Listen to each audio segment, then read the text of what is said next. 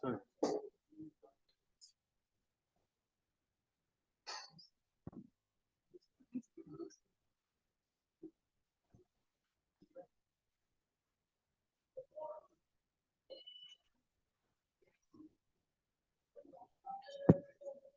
Wait, okay. I've copied the link. You have me on WhatsApp. You say it on WhatsApp. I've copied the link. I'll drop it on this. On chat. How much chat? Is your number on this? No. His The number code is say here. number on it. I'll put it on the group chat. Yes, I think he dropped the message here now. Abi? Who dropped message on Just for me to DIGIGAP? paste the link. It was just one thing. So now, yeah, this is you come. This is you. Hey guys, okay. Is that Oh, you? yeah, it's me.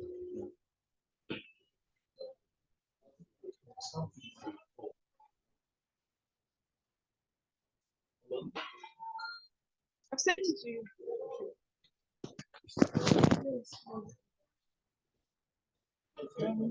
Go take it. What do I not go around? Also, and you still went ahead to give like We'll go with this format. Let's to bring the blue text, stabilize the constant.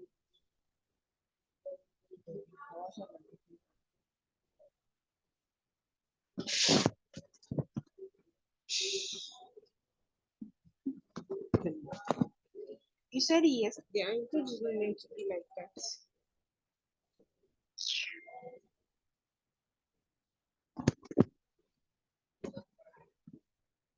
Someone really listening, it's not for emotion. I love it.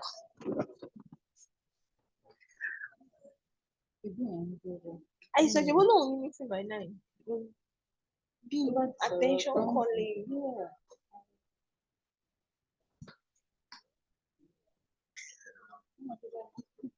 Anything will show love because As in,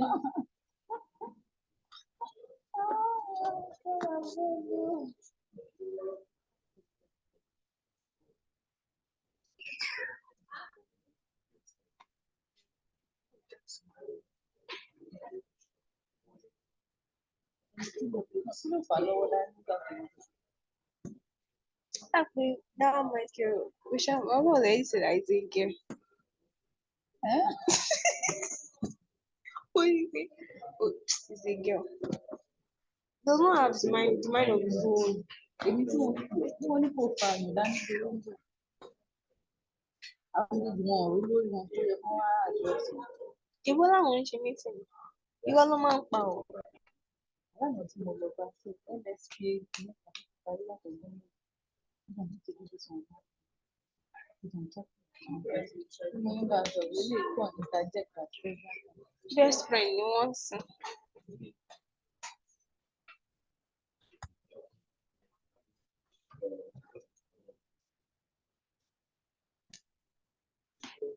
So she's not the one. They don't have cause for time, right? Yes.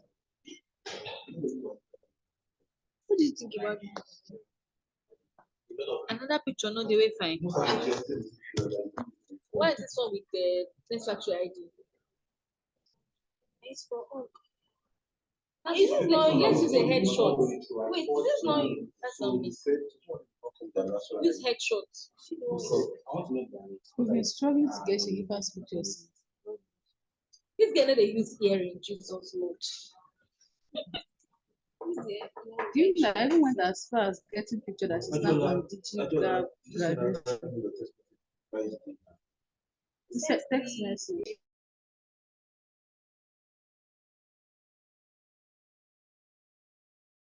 Hello guys, good morning. How are we doing?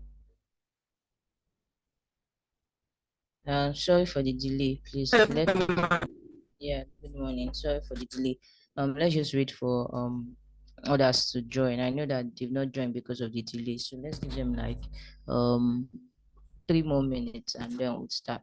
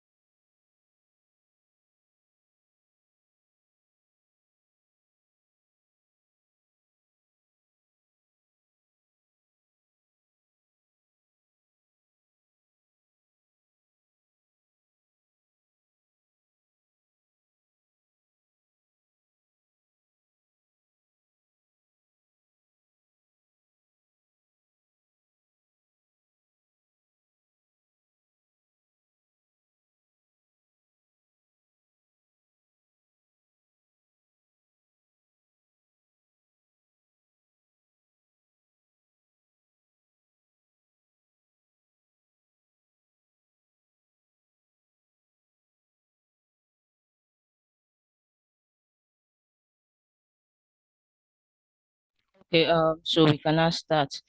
So how are we doing? Same question. How was your long break?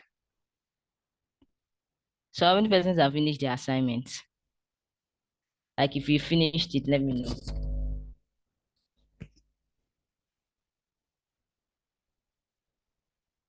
Hello guys. I mean all. Yes, Like ma. all. Finished, ma. Oh, okay. So that's nice. I don't know. I think they've sent a link to start submitting assignments. If you've seen that link, just put your link, just submit your assignment there. All right, so let me start. Ma, was the link, ma, Oh, okay, you have a question? Yeah, you can was the you can. link sent to the group? And that's what I do. Let me confirm then. Okay, If ma. it wasn't sent, they will send it back. So for Okay. today we have to speed it up though. For those of you that I promised another class, we'll still look for a way to do that. Maybe tomorrow, or I don't know, but we'll look for a way to do that.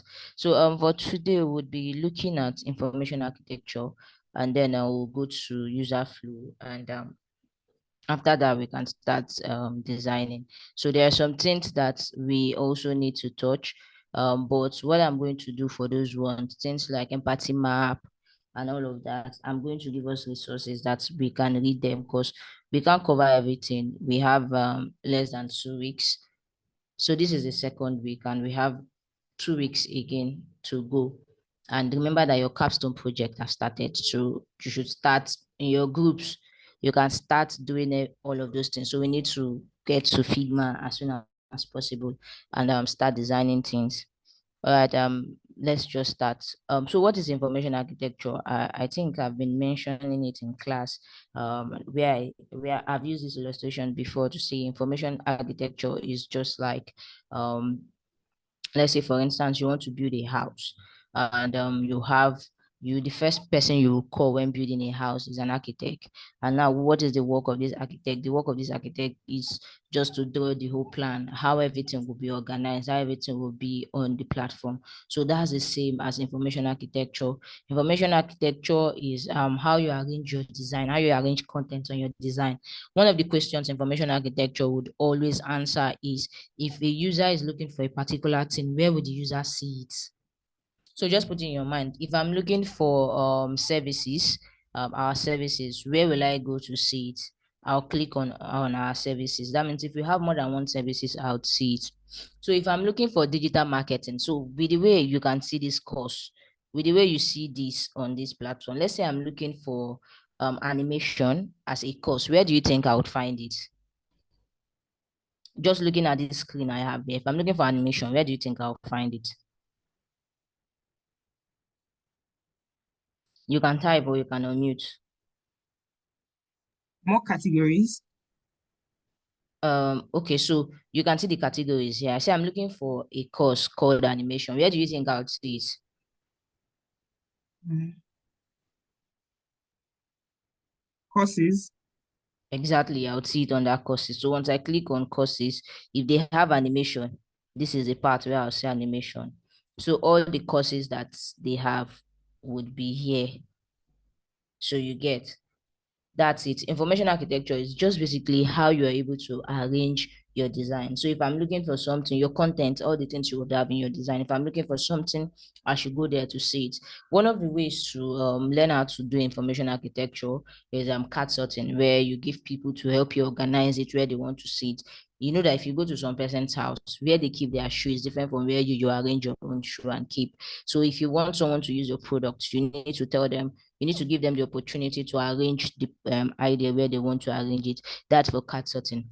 Now, another way I used to learn information architecture quickly and understand it is when you go to a website, you look at your competitor's website and you look at where they arrange things. Let's say, for instance, I want to design like a platform like this.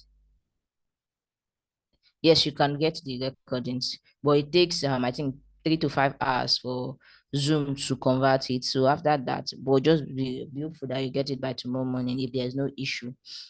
So if you're looking, if I want to build a website like this, a blog like this, what do you think is the first thing I'm going to do? I'm going to come to this website and I'll look at how they arrange their stuff. So same thing applies to, let me look for a website. What website should I go to? Okay, so before I go to any website, let me send this link to us.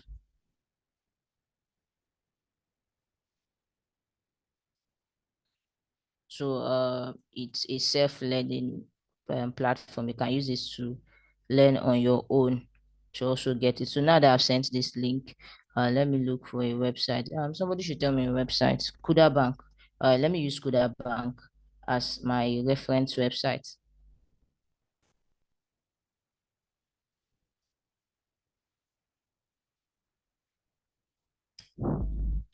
So this is Kuda Bank, microfinance bank.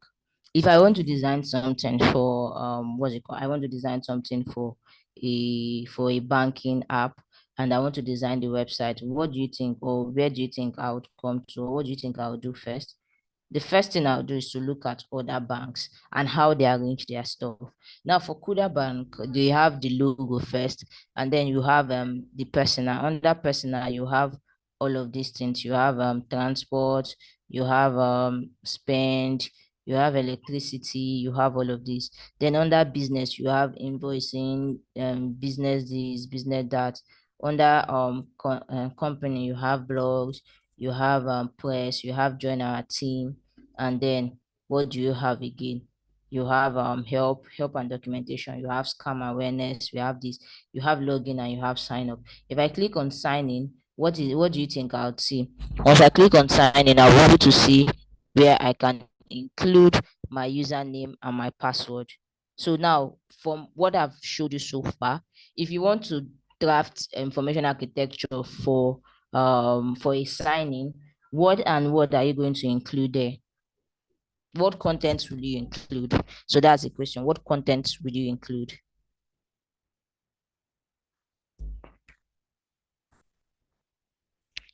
So guys, let's answer so that I'll know that we are following. And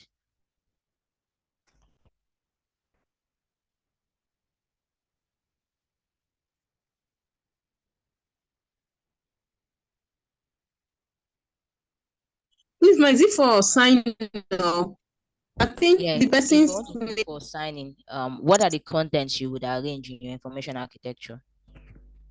okay, the name of the person, the name, email address, and then password.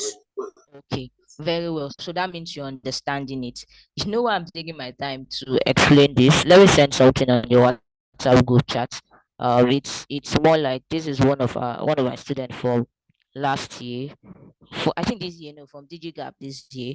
So if you have access to your phone, you can just check. So he sent me this morning.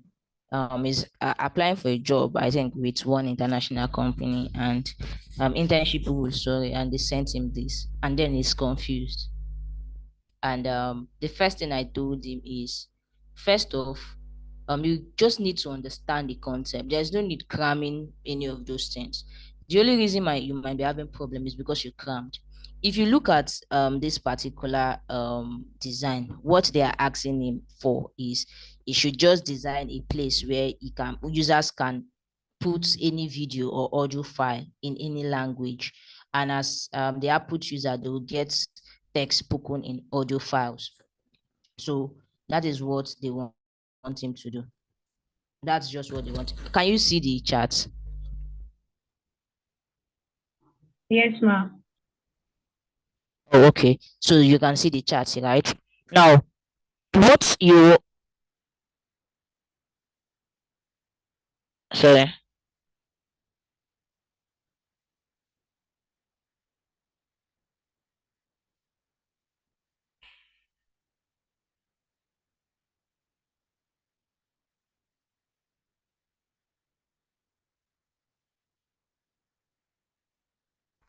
Okay, so reading it, what can you get from it? Like just reading it. I know that we've not gotten to that point, but what can you get from it? What do you think they want him to do?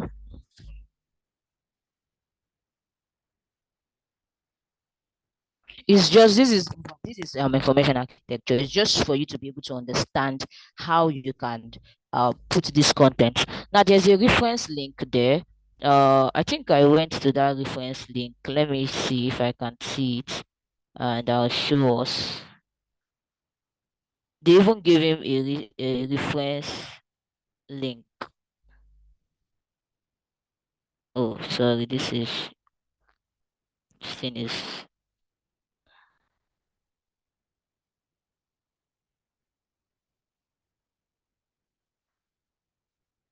So let me go to recently closed because I opened that link this morning. Okay, so this is it. So this is it. The first page or the first thing they said you should be able to you should design where people want to add product. So I want it's a text to speech kind of platform, right? So just to know we are going to redesign this so that by the time we get to Figma, we'll redesign this so that we'll get to learn how to also do a dashboard. Now they said two things I can note. The first one is user should be able to impute any audio. If you come to this place, is this not a part for you to record an audio? This is it, right? If you come here, the next thing is they should be able to import any file. So there's an import part. And then they should be able to so they just need these two. They did not even tell them to do the part of transcribe or do this. They just need these two buttons and then a part where they can select languages. This is just what you're supposed to do, or this is what you're supposed to do. Oh, sorry, can you hear me now? Oh, okay. So from the I'm still trying to explain from the picture I sent. This is what they want him to do. The first one, user should be able to select languages. So once you understand how this works, or once you're able to understand, break down this, it's very easy. First is user should be able to select languages. So for me to select languages, I need to have a form that I need to pick different languages, right? The next one is user should be able to record audios. And this is the button. Now the next one that they asked is the user should be able to import files. And they went further to say they are not expecting something complex. So I just need to add this button and this button. I can decide to bring this and put it here because they don't need this one. They don't need where they need to connect their calendar. So I'm removing this. So all I need is this, and which I can use to arrange here. And then what is the next thing? The next thing is users should be able to see the outcome. That's they should be able to see or get the file. So this is where I will now get to do it. So for any user that anyone that they record, I should be able to get the files here that I can download. And simple, that's it. It's just how you're going to now arrange this content. So for Kuda Bank, they say you should design Kuda, you should design something for a bank. And you have different, depending on what you have, depending on the headline. If you have services, that means this should be services, and then your drop down should contain all of your services, right? Service one, service two, till the last service. If you have something like our team members or our company, this should contain your about us, press, and all of those things. If you have let's say send a message, what should be under send a message? You should have a box where I can type my email, and I should have a message box. So that's just pretty it.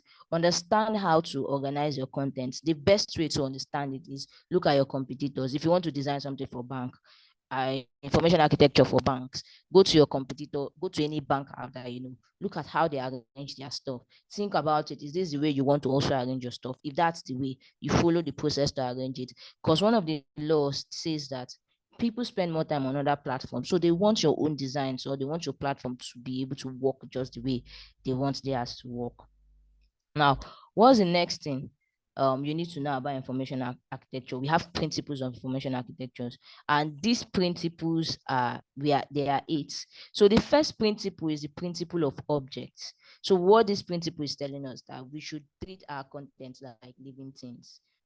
They have breathing time, they have behaviors, they have cycles, they have attributes. So just the way you treat a human being, that's where you should treat your content. There are some things that you won't do to human beings, so those things you get to avoid them. So the next one is the principle of choices. The principle of choices states that less is better. So if you're designing something, think of the plenty. Instead of putting plenty content, make it lesser. So where you have plenty content, look for a way to cut it off. The way I used to cut off content is I first of all ask myself this question. I think I've said it in class before. Is this important? If yes, it should be there. Is this something we can do without on the website? If we can do without it, that means we don't need to put it. So that's the way you can use to cut down plenty things. You don't need to overload your website. Your website should be straight and direct to the point. And then we have the principle of disclosure.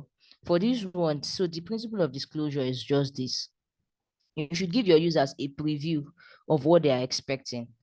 It's only when they go, they dig deeper, they should be able to see what is hidden. This is the example. What they have there is courses, right? That's the preview of information. That's what I want to see. I want you to see courses. It's when you decide to go deeper to know, and they still listed these courses here. But if you want to go deeper to see all of the courses they offer, then you click here. But if you don't want to, then you have what's it called? You have every right to not click it. So that's what this particular principle is telling us, principle of disclosure. Then for principle of exemplars, you need to show examples of content in categories. This is an example. Under courses, they have examples. So they listed it here. Then we have the principle of front doors. You should assume that your users, just put it in mind that 50% of your users will use different entry points. There are some people that for them to get to this website, they will go through the link. Yeah. So let's say I want to go to courses. All I need to do, I want to go to UI UX. All I need to do is just to click on UI UX and copy the link and I'll come. Did I follow the home page? No. Did I follow www.crowdy.com?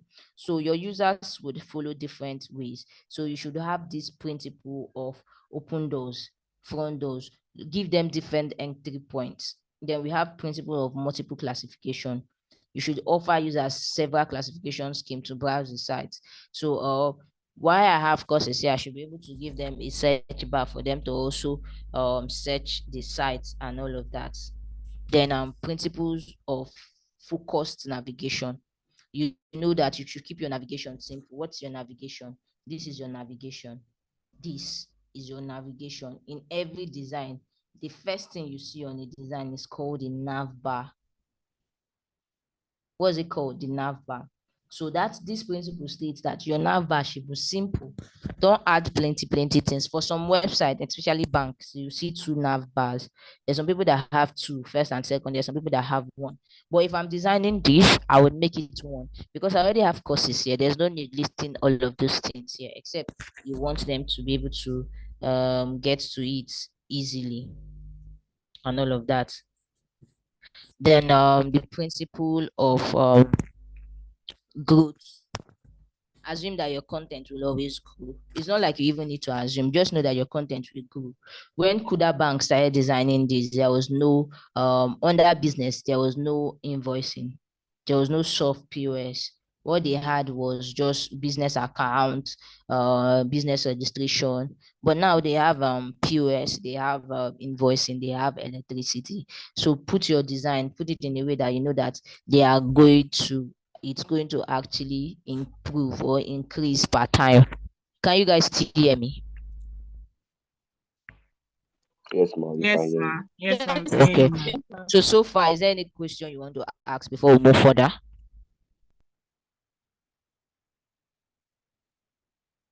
Okay, so let me take the silence as there's no question.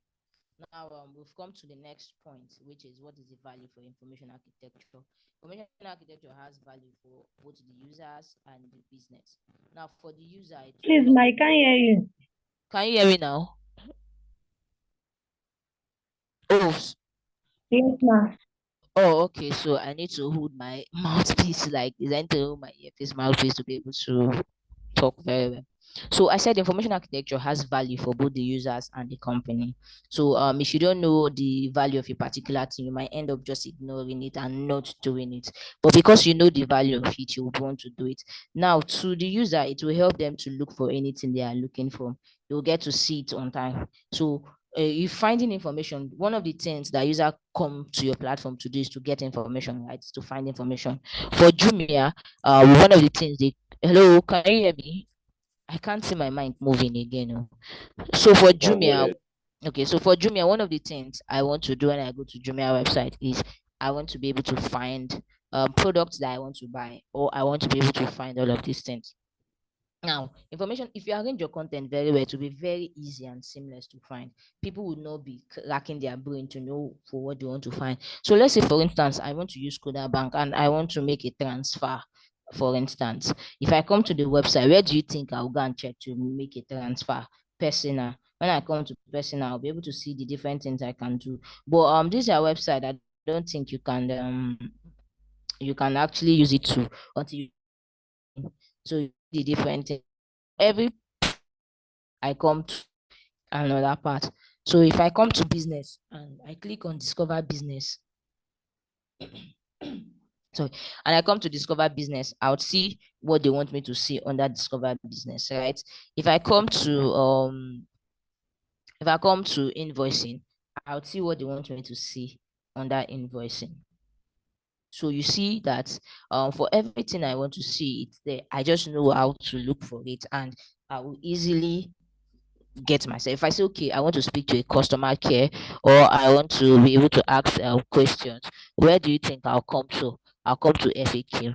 So that is it. One of the things, it will help your users to be able to find things. And we have four types of users for every platform we are building. We have four types of users. We have the users that they are coming to your platform to find what they already know. If you want to buy a mouse, you already know the mouse that you want to buy. Let's say you've been using mouse for a while because you're a designer, the one you're using is bad. You want to buy a new one from Jumia. You already know what you're going for. You just go and type mouse and you get it. Then there's some people that are coming to the website just for inspiration. I do that a lot. I go to websites just to get inspirations.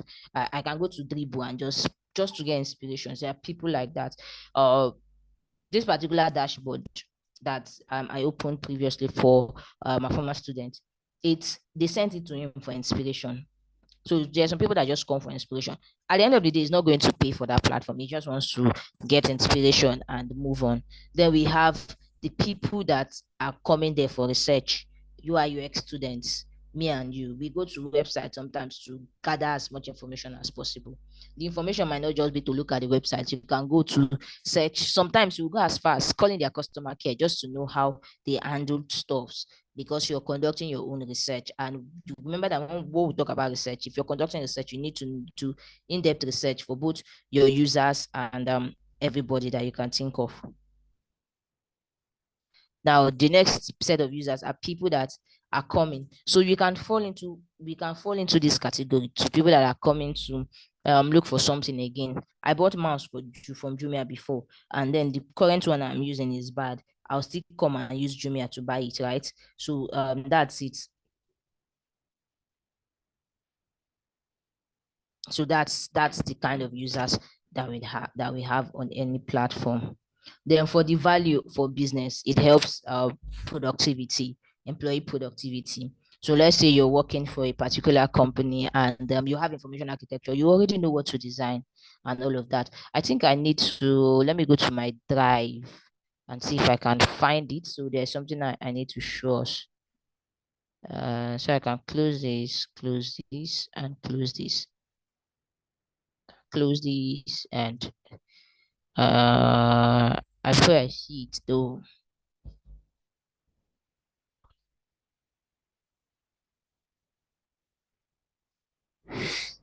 I opened it a month ago.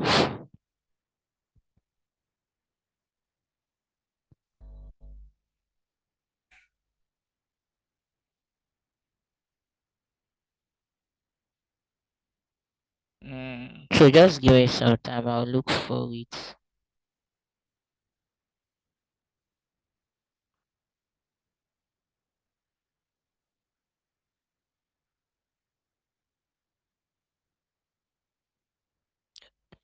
I think it's track of. Okay, so this is the folder.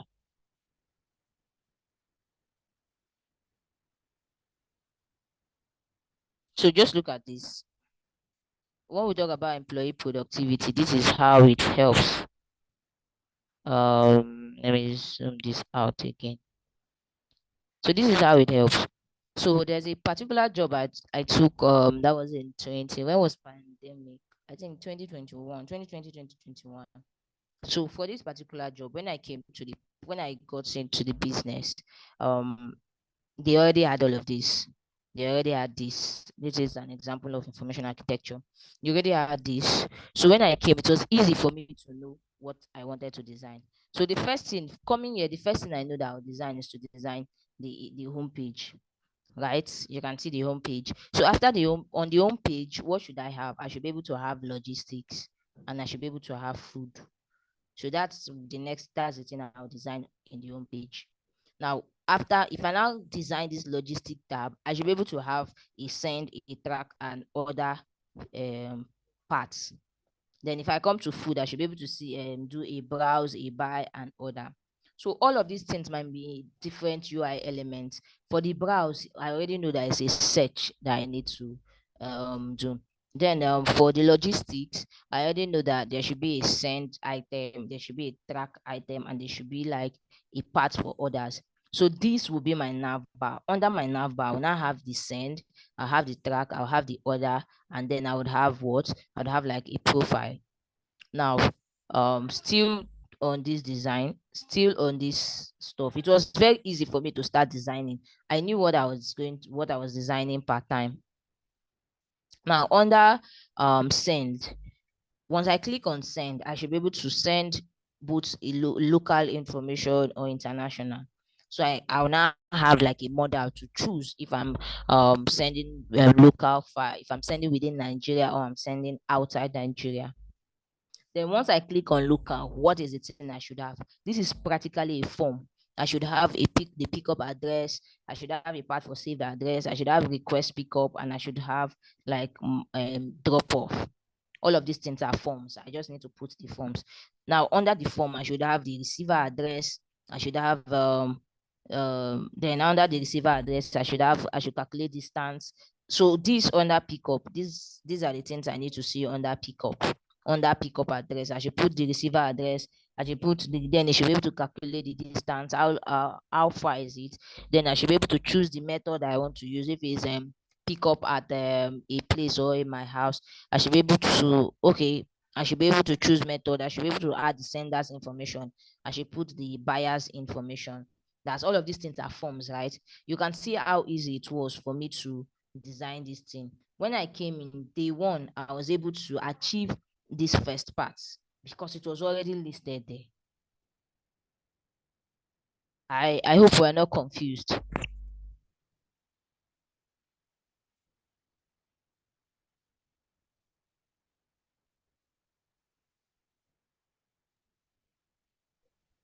Guys, answer. I hope we're okay.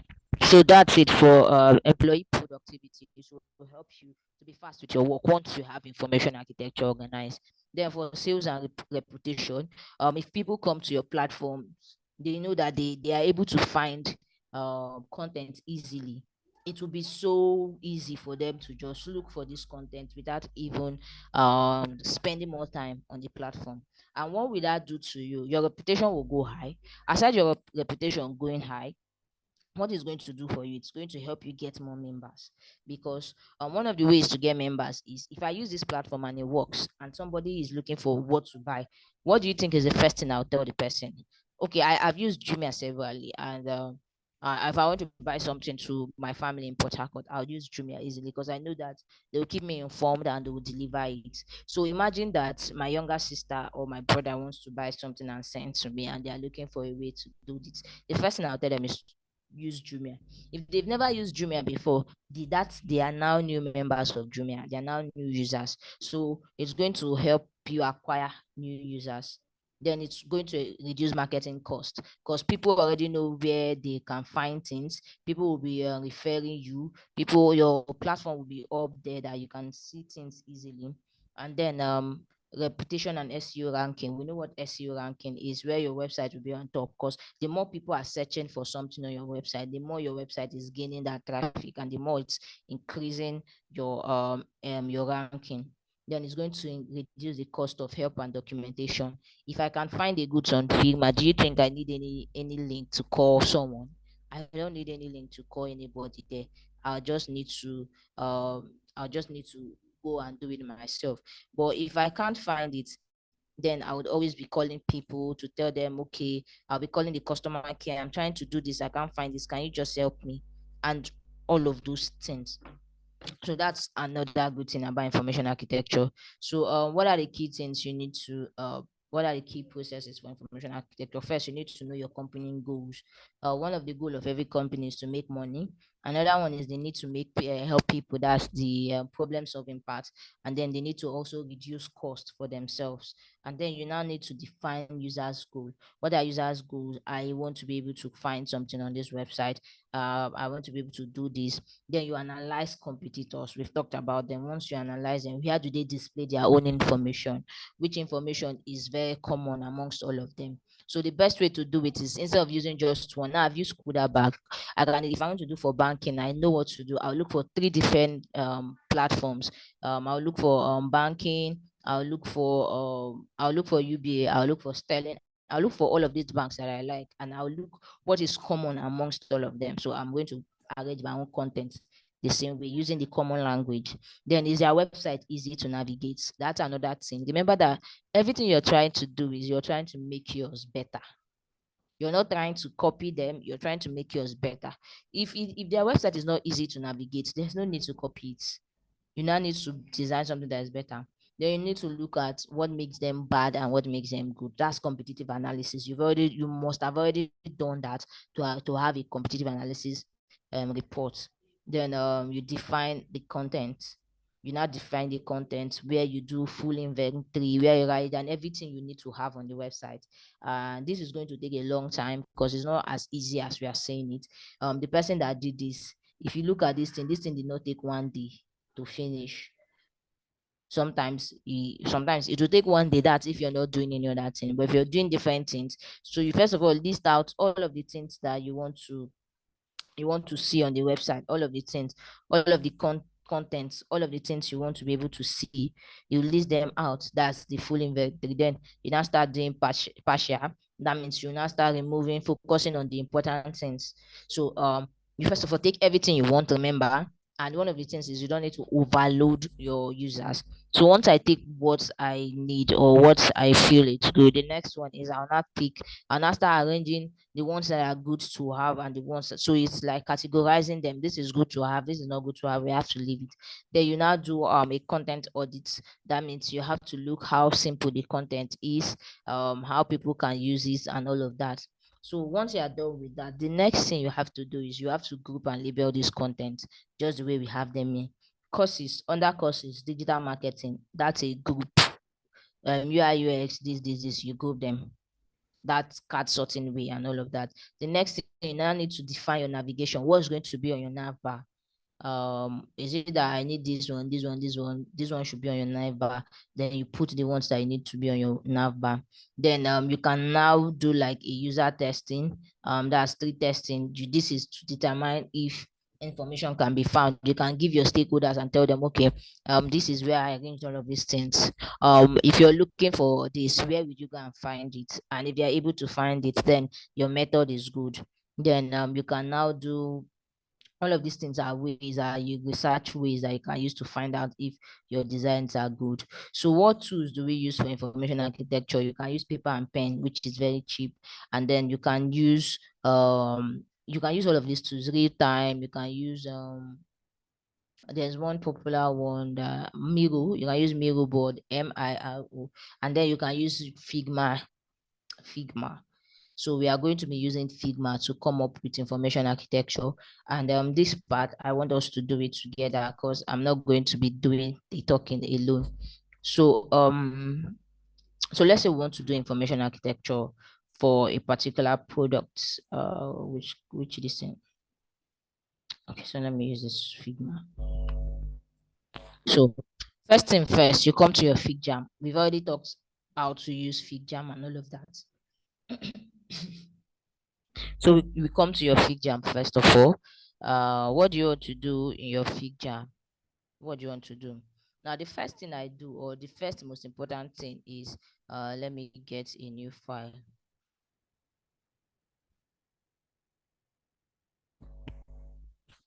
So the first thing you might want to do is you might want to list down everything you need for your design. So what this thing should we use?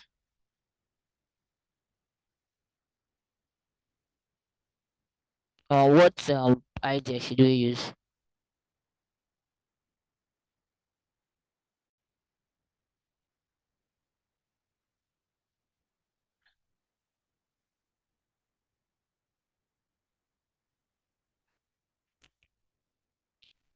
Guys, are we sure we are in this class?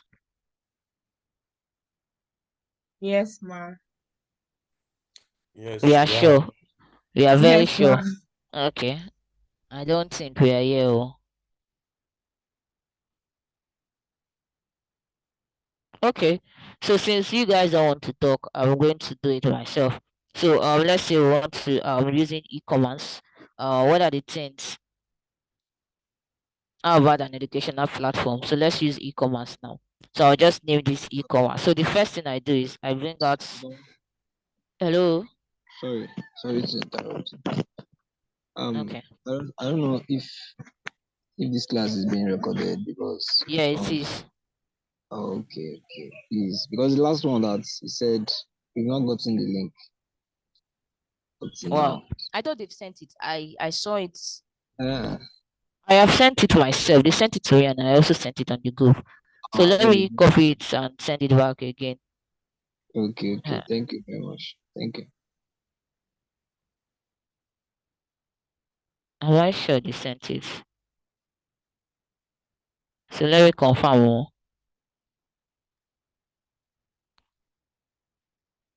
Yes, it's on my other WhatsApp. So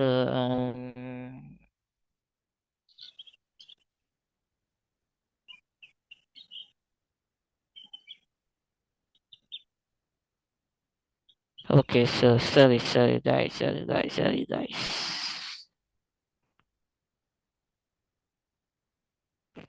It's on YouTube.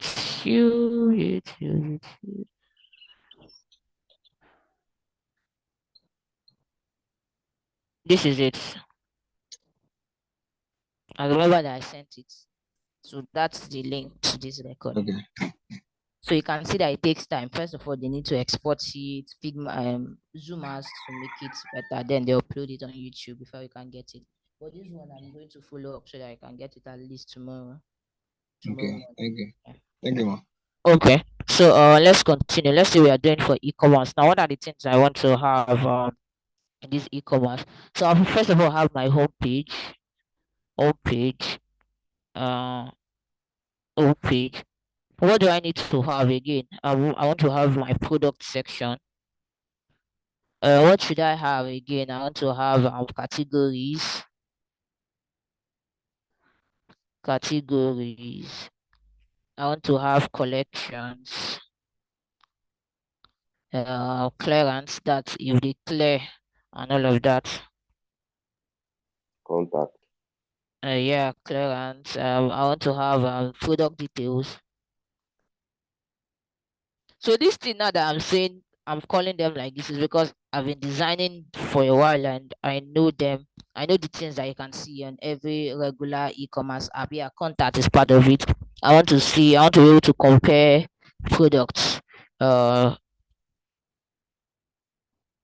so just be listing them. Contacts. I want to have something like a contact profile. Contacts. I want to have something like a cart. Uh, Cart will be there. Then cart maybe I want to have something like order summary. I want to have something like shipping method. Most e-commerce you don't really see that on their page though. That's their join us part. I want to have payment method and then shipping itself. Then I want to have profile. I've already listed profile. I want to have a password.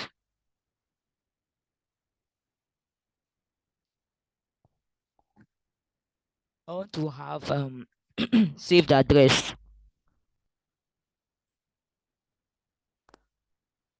I want to have order history.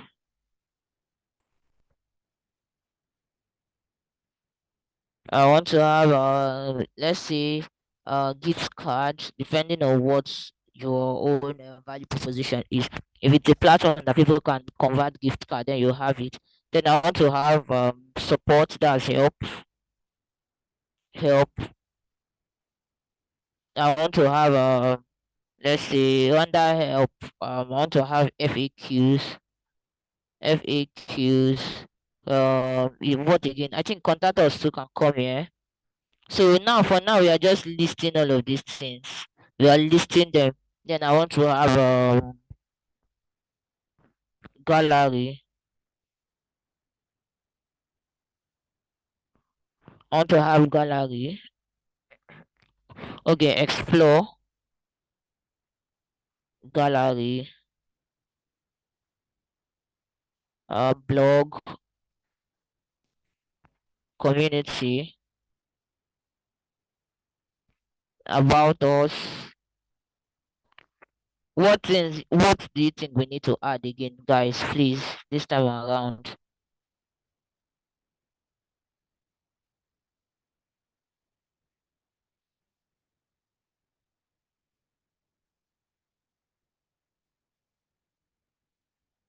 Suggest. Log out. Sign in, sign off here.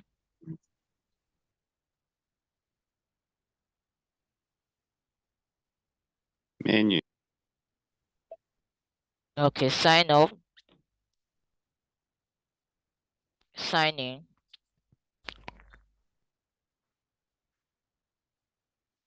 Forgot password.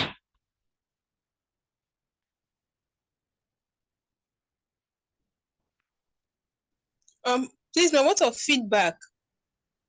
Yeah, feedback can be under help. So all of these things I've been writing. I was not typing. Feedback. Forgot password.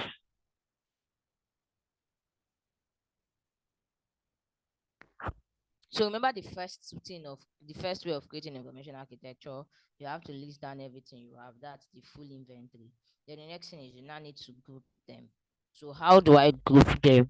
So you can see that categories, collection, clearance, product details, compare products. They can all fit in one particular. They can all fit in as products. Categories can have featured collections and clearance. So let me add this on features.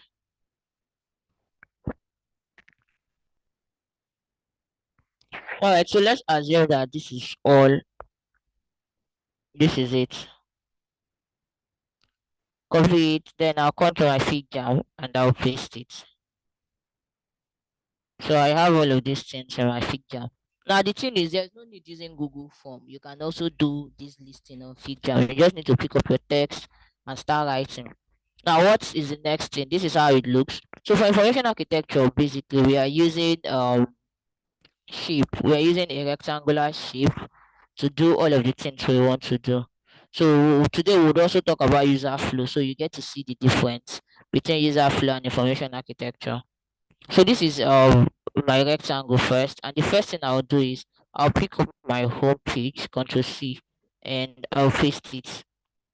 That's the first one, right? I have my home page. Now I'll duplicate this. Now the next thing I need to focus on from what we learned today is I need to focus on my navigation, the things that will be on my nav bar. So for my navigation, I would have products, Control C. I would have products first, and I'll duplicate this and I'll put it here. Let me move this up first. Then what am I going to have next? Under products. Then the next thing I'll have is I'll have carts. as my navigation. That's a cat. Then duplicate this. What do you think I would have next? I would have my account that will contain username, password, and all of that.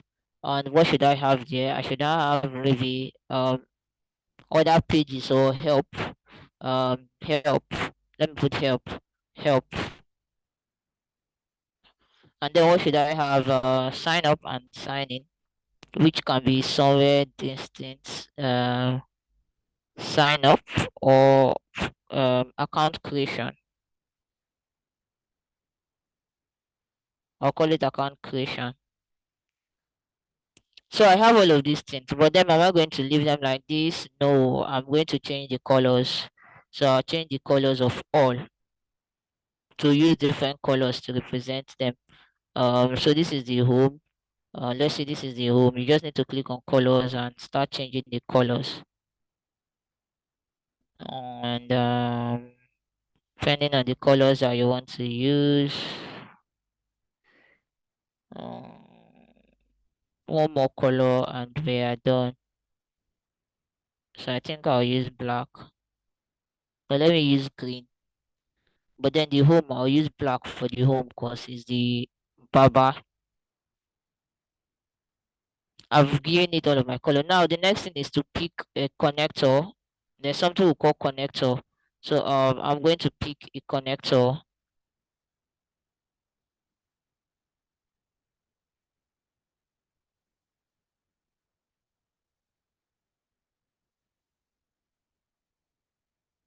So this is the connector.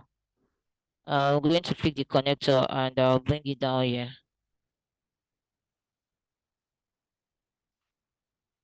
Yeah, this doesn't. Okay, so anything you put here, that's what you would use for the main design. Oh. Any content you put here, that's what you use for the main design. And this is a very important part of any design. So I'll get my connector and I'll connect it to this first page. So I'll drag this, I'll still do the same thing. Pick up from here and and pick up from here. I'll pick up another connector and I'll connect from here and I'll drop it here. So you can see that I can now link each of these to, I can just link each of these. So after linking, let me drop this. Anything you put here, that's what you design for your idea board. So just note. So so you can connect all of this so that you know that home, everything is connecting to this part. So I can drag from here, from inside here, and I'll connect it to here. And I'll drag from here, I'll connect it to here, depending on how you want to do it though. Well, let me leave all of these connections something for now. Well, you need to connect them. So the whole idea is to allow me know that this is linking to this. So you can just use a straight line to do all of this. So this is first one, this is second one.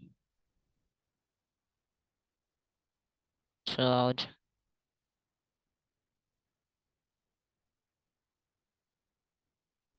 okay. And link again. I'll take the straight line and I'll link it here.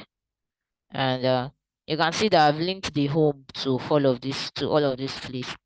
So what's the next thing? Is now to start grouping them, remember? So under products, we should have categories. Under products, you should have categories like so now the next thing is I'll duplicate this. But I'm not going to use the same color. I'll use the lighter version of it. So I'll just copy my categories and I'll put it here. Control C. I'll put up my categories here. So under these categories, what do you think I need to have? I need to have 10. So I'll duplicate this. Control D and I'll bring it down here. So first of all, I need to connect this. I need to connect this to this. And then what should I do with categories? Under categories, I can have featured categories, features. Let me reduce this and duplicate this. Under features, I can have collections.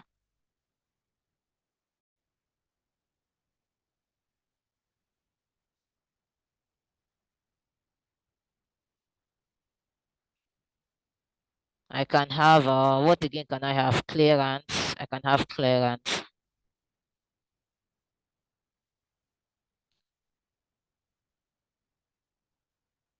So the next thing to do is to link this to this.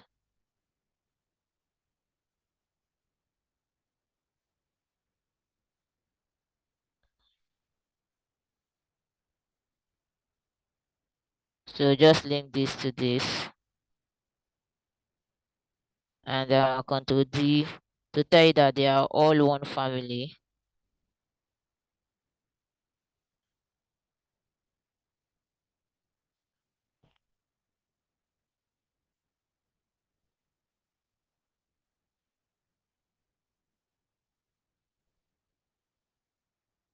So can you see how this is going? Then I'm going to duplicate this and I'll bring it down here. So what I'm going to do is I'm going to copy this and I'll move it out a bit. And this, I'll keep this here. Remember that this is now linking to this. So I can use this to connect it down here. And under this, under product again, what do you think I can have?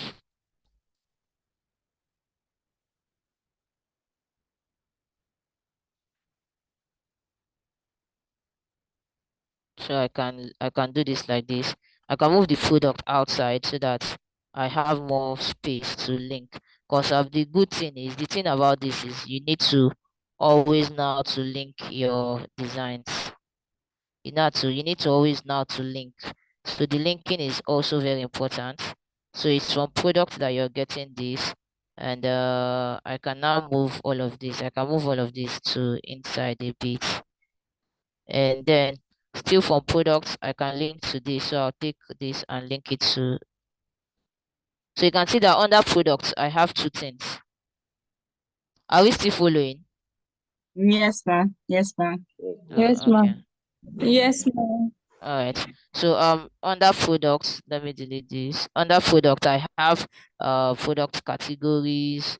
This thing went to remove.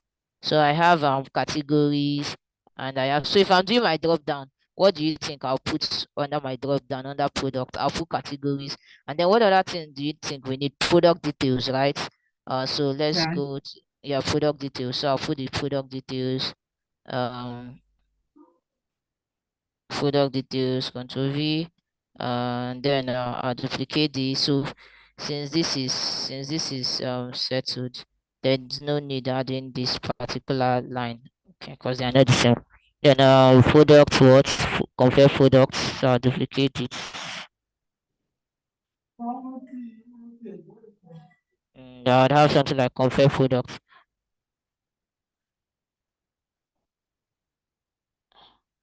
So I've done to compare products, so I can delete this and have all of this.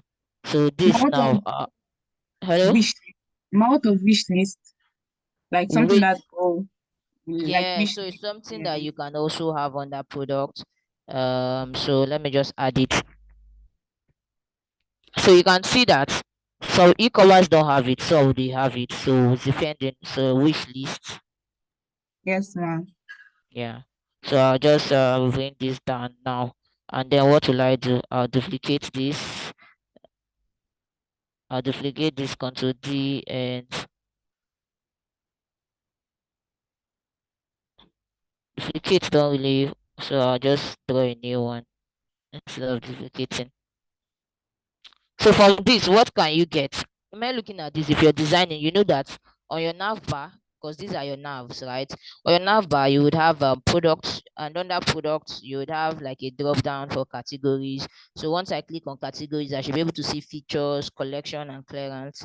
Then under product details, I should have like a category, I should have product details. Under product details, I don't think there's anything I need to have. I just need to see the product details. Then I should be able to compare products. That's if I have a list to see different products, then a wish list.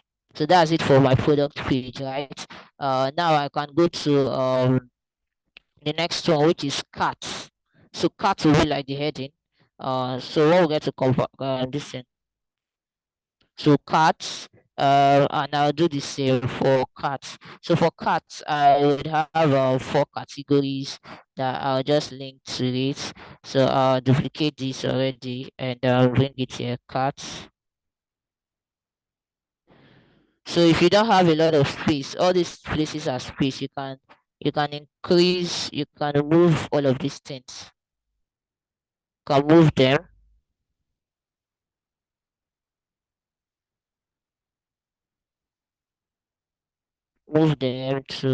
to have a lot of space for yourself.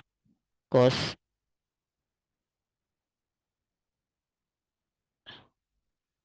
so I know that I'll move the home page right now to be at the center, and then I'll move arrange all of this. You can always arrange them so to have more space for yourself, and you can move this to.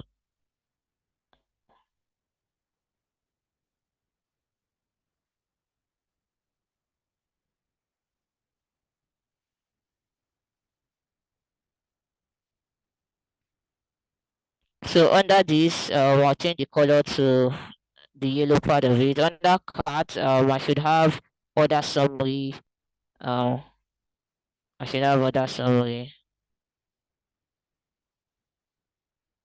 So one thing you need to notice, you can reduce the size of all of your text. You can add different things to it. You can add stroke. You can change it to different kind of letter. You can add you can make it bold. You can do all of those things. It's just that I don't want to. I did not want to do it myself. So we have order summary. So what's the next thing? So this is going to be order summary, and I'll bring this here. So this is supposed to link it to. So I'm supposed to do like a line,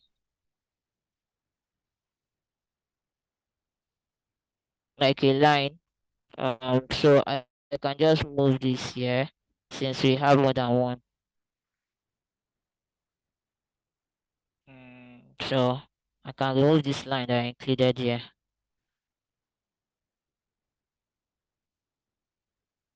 Other summary, shipping method.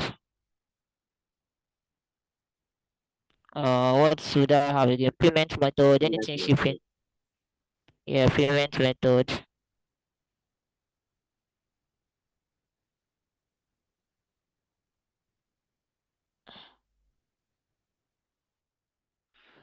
Payment method, then shipping. Order free and saved address.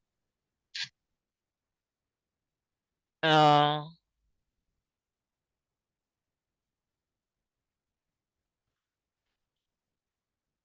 Saved address. Are you sure you're supposed to have saved address there? Saved address should be under account too, because under account that's where you can add address and all of that. We are tracking, so you can put tracking here. Tracking can be here. So let me just copy this track order.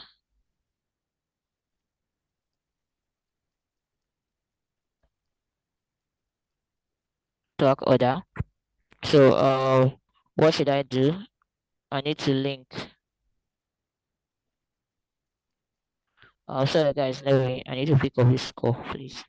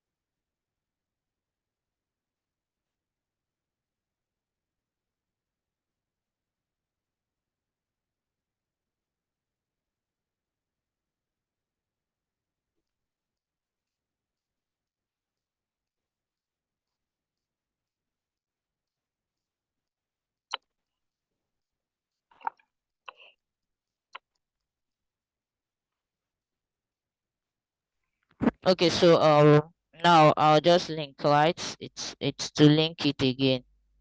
It's to link what I already have. So I'll just link it to this part, and I'll drag this here.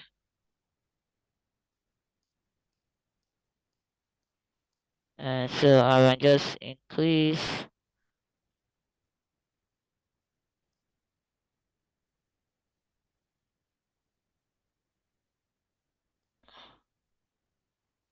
So it can be like this, and always with increase to have space if you want.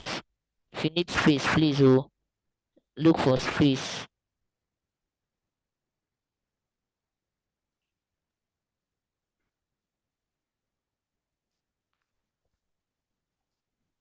Okay, so watch accounts. Now the next one is accounts, and I need to come to account parts.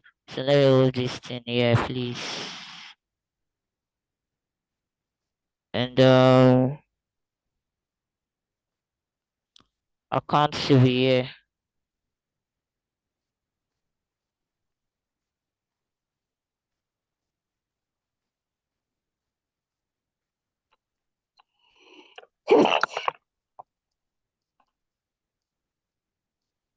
Under account,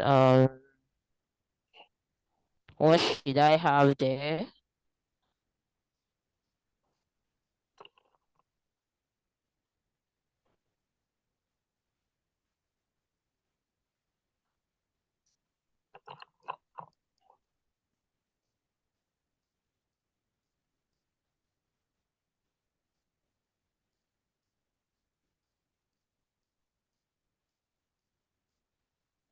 Okay, so under account, what do you think we can have there? We can have our profile. Where's our content? Profile, passwords. Yeah, all of those things are supposed to be under account. You also said Address Saved and so addresses. and Yeah. cards for those that want to pay before delivery. Card details. Oh, okay. So duplicate and change the color to under account we have profile. So I can delete all of this one. I've not included contact, so please somebody should remind me when we get to that side. So I'll just duplicate saved addresses, password,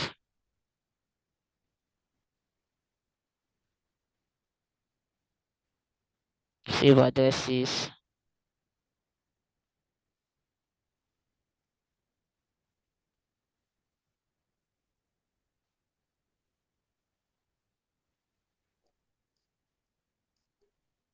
Order history, should leave it there.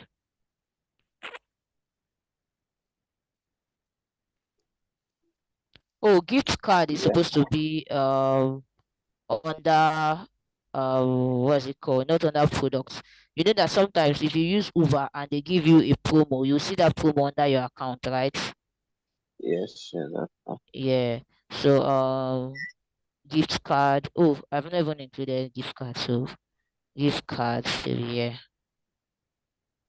Then man, what of the vouchers, like all those codes to remove to Yeah, get they are discount? all yes, they are all under gift card, vouchers, Okay. and all of that. Yeah. So I'm going to drag this,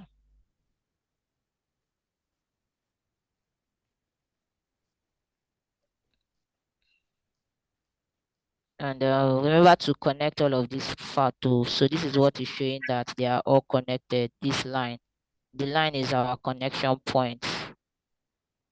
These lines, they are all our connection. So remember to always connect there.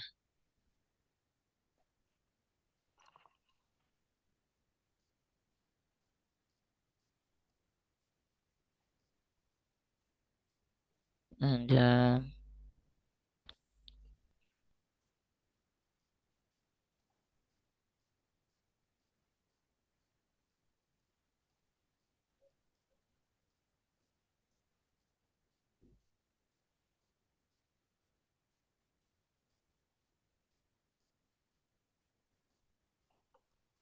Okay. So under help and documentation, under help?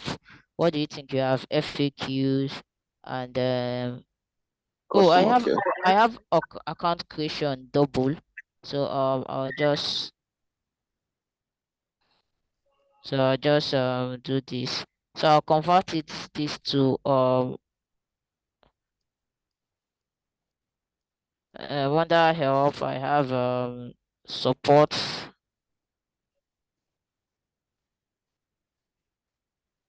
I have FAQ. Oh, this is supposed to be like support or help, anything you need to call it. And so under it, let's duplicate this and change the color to this. So I can have FAQ. What do you think I can have again? I can have Contact customer support. yes, contact support. And then I can just create one more, and I'm going to call that last one other pages. The live chat, is it also under that customer support or? Yes, live chat. Okay. And then you can put all of this. So this can be like an about us. This can be about us page, and under this page you can now have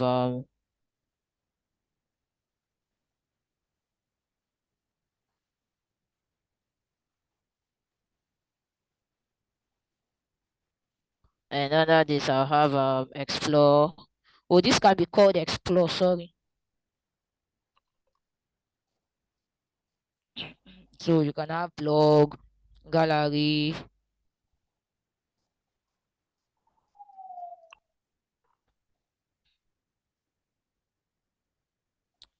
So if you have community, fine, but we can ignore this one. So I can put about us here. And remember that we missed something. Control S. Feedback is supposed to be under this too. Under help. And then so forward password should be under account.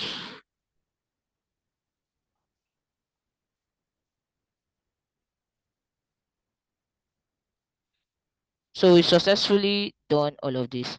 Now, one thing you need to note, just like we have this under each category, under other summary, what do you want to see? If it's contact page, this you put it there. Under shipping method, what do you want to see? Is it door to door delivery or this? You include all of these small features here, and that's basically it for information architecture.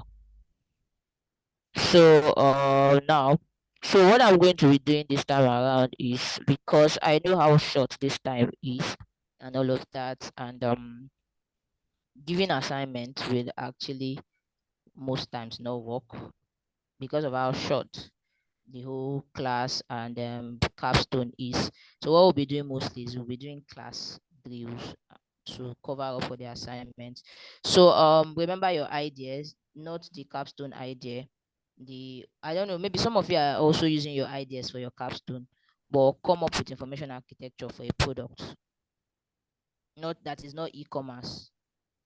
So I saw education. So just if you're not using your capstone idea if you're not using the idea that you chose for capstone, then you can save it. You can use that save idea now. But if you're using it for capstone, then there's no need. You look for another idea and do the information architecture. Uh, or should I give us a popular?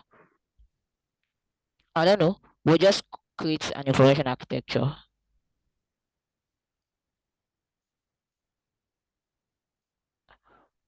So we have this is 10:30. We have till 11 o'clock to do that. So we are still on the call. Nobody's leaving.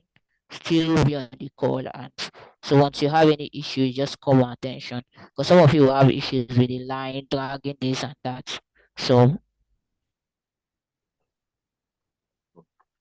Um,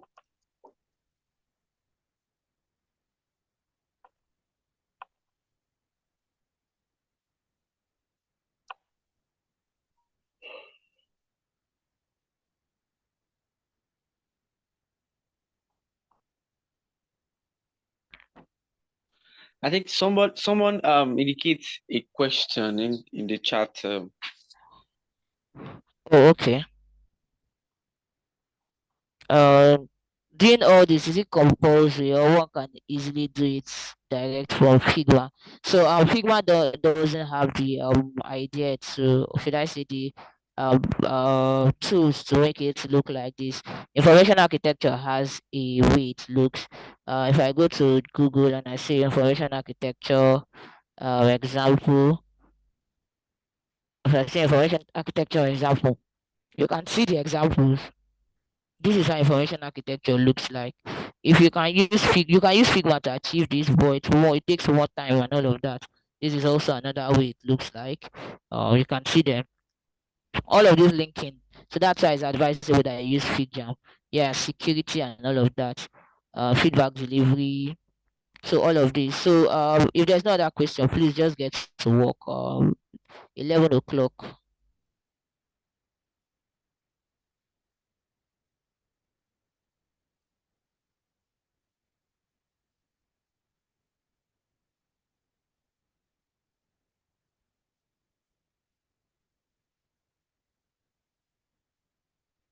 Okay. Stop share and let's get to work.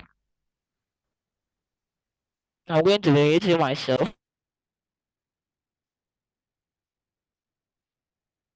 So let's be fast, please. This is not physical class where you have all of the time.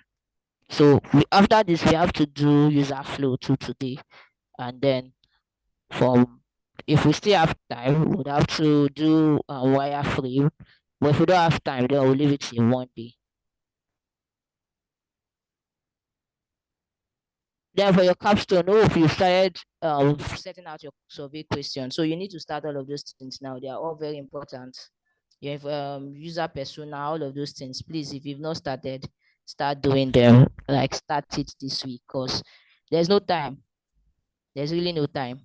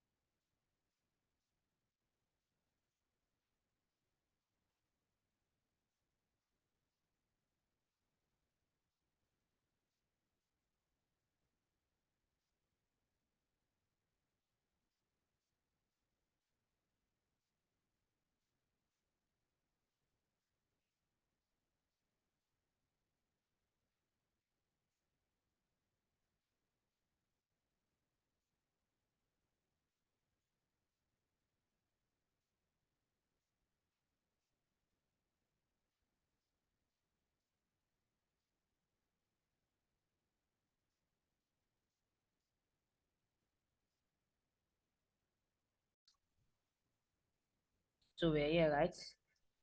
Okay, so the next thing we'll look at is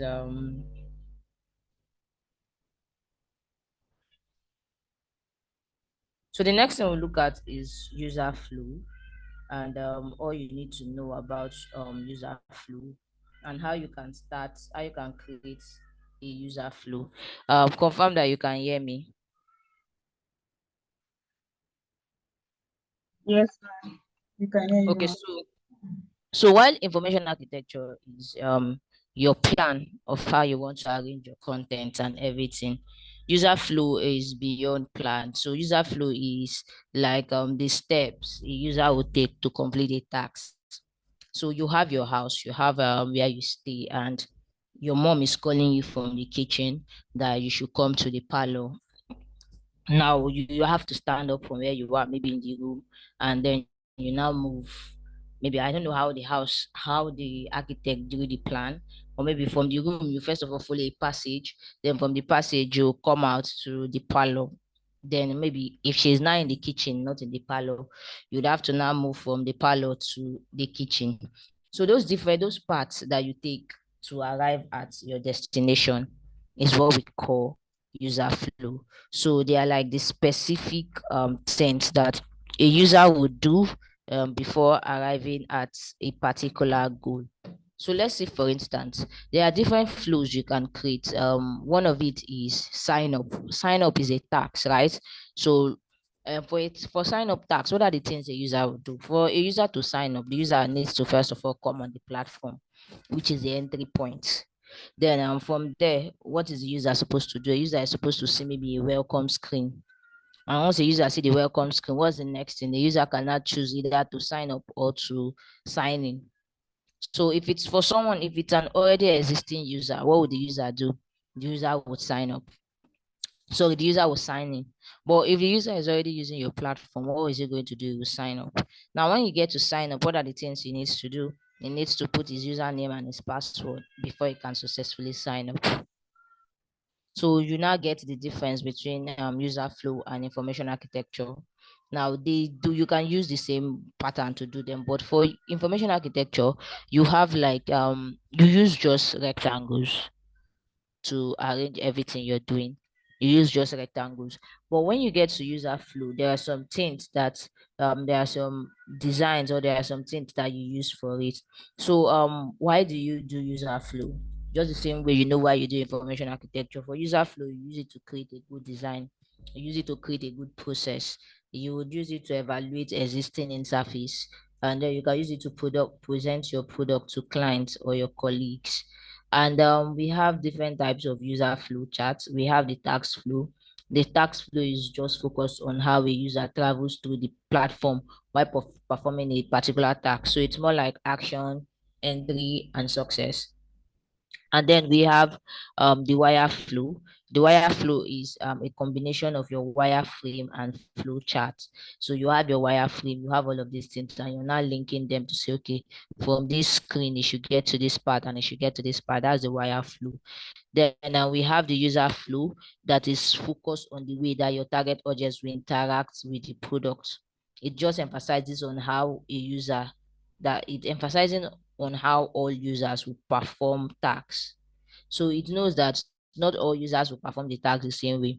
There are some people that want to sign up and they will first of all go to home page before they sign up, right? So that's user flow. You now need to create the different flows of how your target audience would use the perform tasks that you give them on their platforms. So when do you do user flow? You do user flow when you're doing at the user research stage. So now that we have scaled, we've passed the level of user research, and we are now in the level of gathering all of the things we use for research. We are now using it to gather. We're now gathering all the things we do. So this is one deliverable that you must always get as a product designer. You need this user flow part. Okay, sorry, I'm looking at our design, our information architecture. So this is nice. But I see who is Annie Innovation? Oh, Naomi. Naomi, red on white. We need to red on white, and blue on white. Black doesn't really go well, so that's why I can't see what you did. Oh, okay, ma. I'll correct it, ma. Yeah.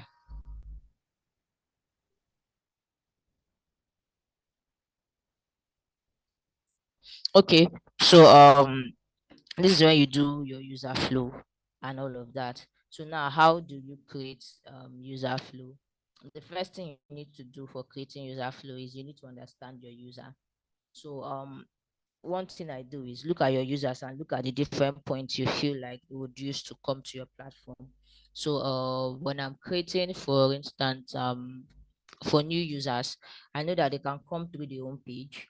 For Jumia, new users can still go to the home page, they can browse, they can do all of those things, but then when they want to purchase, they would have to sign up.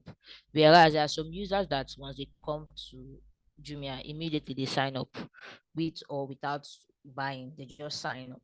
There are some people that you go and market during events and you keep your banners and they'll sign up. There's some people that will follow your Instagram come up and they will sign up. Like there are different ways that people sign up. So you need to first of all understand your users. You need to know what their needs are. These are not things I need to emphasize on again. You need to know the problem they would like to solve, what is important to them, and all of that, all of that. So in all of this, you need to identify their key pathways, like the pathways that is going to be very simple and direct for them. So let's say, for instance, you want to get information from them. Instead of telling them plenty things, why not just ask email and password or phone number and password? So with that, it's easy. Instead of going to ask them their their age, where they are from, you know that all of those ones are not important. Those things are useless to them. A user don't need to know where you are from and all of those things. Then the next thing is you now need to create your entry points. So what are entry points? Entry points are the means in which a user can access your product. So a website can have many entry points, mobile apps can have many entry points, but then there should be an entry point. Then the next one is steps to completion. That's like what are they going to do? What are the steps they need to take? Is for instance, I need to log in on my platform. What are the steps I need to take? The first step is I need to put my username and password right to log in. So you remember that you need to keep it very simple. These steps should be very simple. It's not something that if I want to change password, I should just put if I forgot my password, I should just put the new password in the new password, repeat the new password, and I've reset my password. But then if I want to change password, I know that I need to include the old one, the new one, and repeat the new one, right? So you need to ensure that these steps they are actually very simple. Then the final interaction. What's the final thing they need to do after going through this text? Then you need to put it there, close out. The next thing you need to know, we have elements of user flows. Just like information architecture, we had just one. There was no need talking about elements because it's a rectangle. Use rectangle and line. But for user flow, we use rectangles. Now, what is rectangle? Rectangle is just like it's used to represent our page or display screen. So something like home page, you can use rectangle for it. Onboarding screen, you can use rectangle for it. Oh, since when? Please, when did you stop hearing me very well?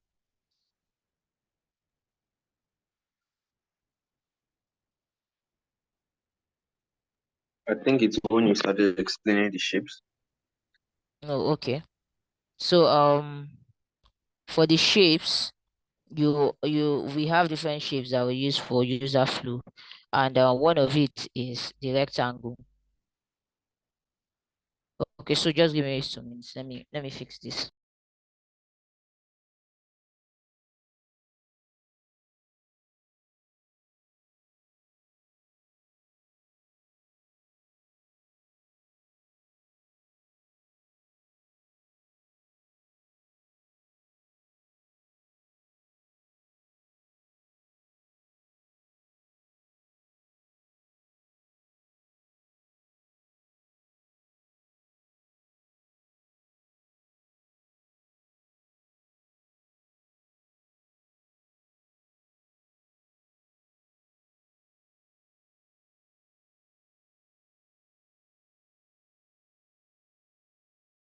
Okay, so is it clear now? Is it very clear now? Yes. Yes. Oh, Yes. oh, Yes. okay. So, like I was saying that for user flow, information architecture, we did not bother about shapes, right? So we just had to use rectangle and we go. Now for user flow, we have different shapes. Now we have the rectangle. The rectangle is like the most common shape you would use. And what is it used for? It's used to represent a page or a display screen. So let's say we have something like home page, about us page. What are you going to use to represent that a rectangle? Keywords, page or display screen. Confirmation page, rectangle, anything page or something you display. Then you use your lines, your arrows, just like information architecture, it's used for connection. You use it to connect from A to B, point A to point B. You use your lines with arrows to connect that. Then you have your circle. Your circle is used for actions. So if you have an action that someone needs to take, a task that must be taken, you use circles to represent that. Something like select item, send orders. So those tasks, things that they need to do, log in, you use circle. As far as it's a task, it's used to represent a task, a process or operation. That's what you use circle for. It's just keep it in your mind. Is there an action? Do I need to do an action that the action can be sign up, the action can be find, the action can be this, and then you know that you use your circle. So just like action words, anything that is action, come here, go, action, you need to do something. So that's what you use circle for. Then you have your diamonds. Your diamonds are mostly used for decision making. So let's say you want to make a decision. Things like already a user, existing user, correct, password correct, all of those things that has to do with decision. You have to make a decision. Then you use your diamonds to represent those decisions. So something like, do you have an account? Is diamond. Is it correct? Is diamond. Sign up is diamond. So anything that has to do with decision, you have to use that. So now the next thing is you need to make your labels meaningful. So because we said rectangle is for display, I'm not hello. Okay. So because you said rectangles are for display, I'm not saying you should go and now use tax one, right? Deals. So it can be select tax first or your display screen home page. Then the next one is the action, the decision, and then the display, what they finally achieve. So then you also need to choose your colors. Why you're saying if user flow is not, nobody is checking the screen or all of those things, but you need to be color sensitive. Don't go and use plenty colors to fill this. Be also consistent with your visual structure. Anything you're doing, be consistent with it. So after we are done creating a user flow, what's the next thing? We can now start creating a wireframe. You can see that we've been moving from point A to point B, right? So is everything about user flow clear? Um, things you need to note: your rectangle for display, or if it's not for display, it's representing a page. If representing a page, your arrows is connection for connection. Then your circle is for decision. If you need, sorry, action. If you need to take an action, then your diamonds, they are for decision making. So that's it. So before we go to Figma, before we go to FigJam, to actually I think this one is my network because I can notice that my mic is freezing and then continuing. So before we go to what's it called? Before we go to FigJam to start doing a user flow, there's something I want to show us, and that's going to be part of, it's called empathy map.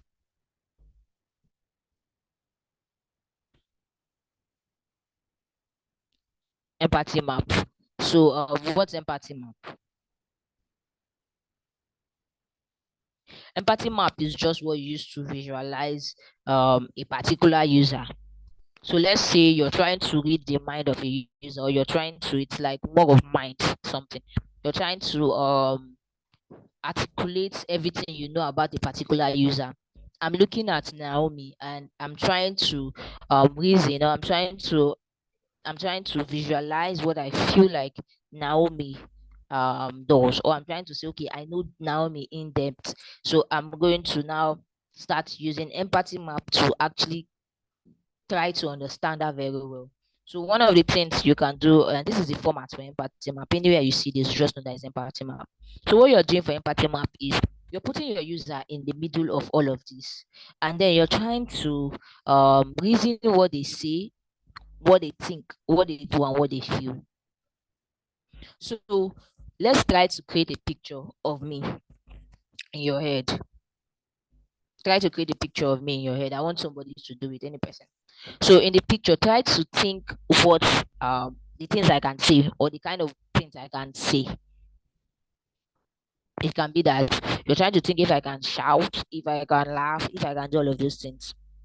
Then you're also trying to think what I can think, and then what I do or what I feel in relation to the particular product you're bringing. So let's say let me use chores, doing chores.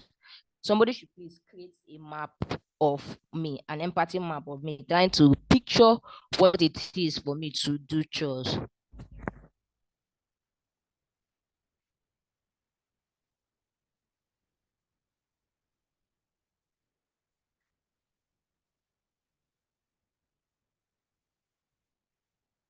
Is there anybody that is willing to do that for us?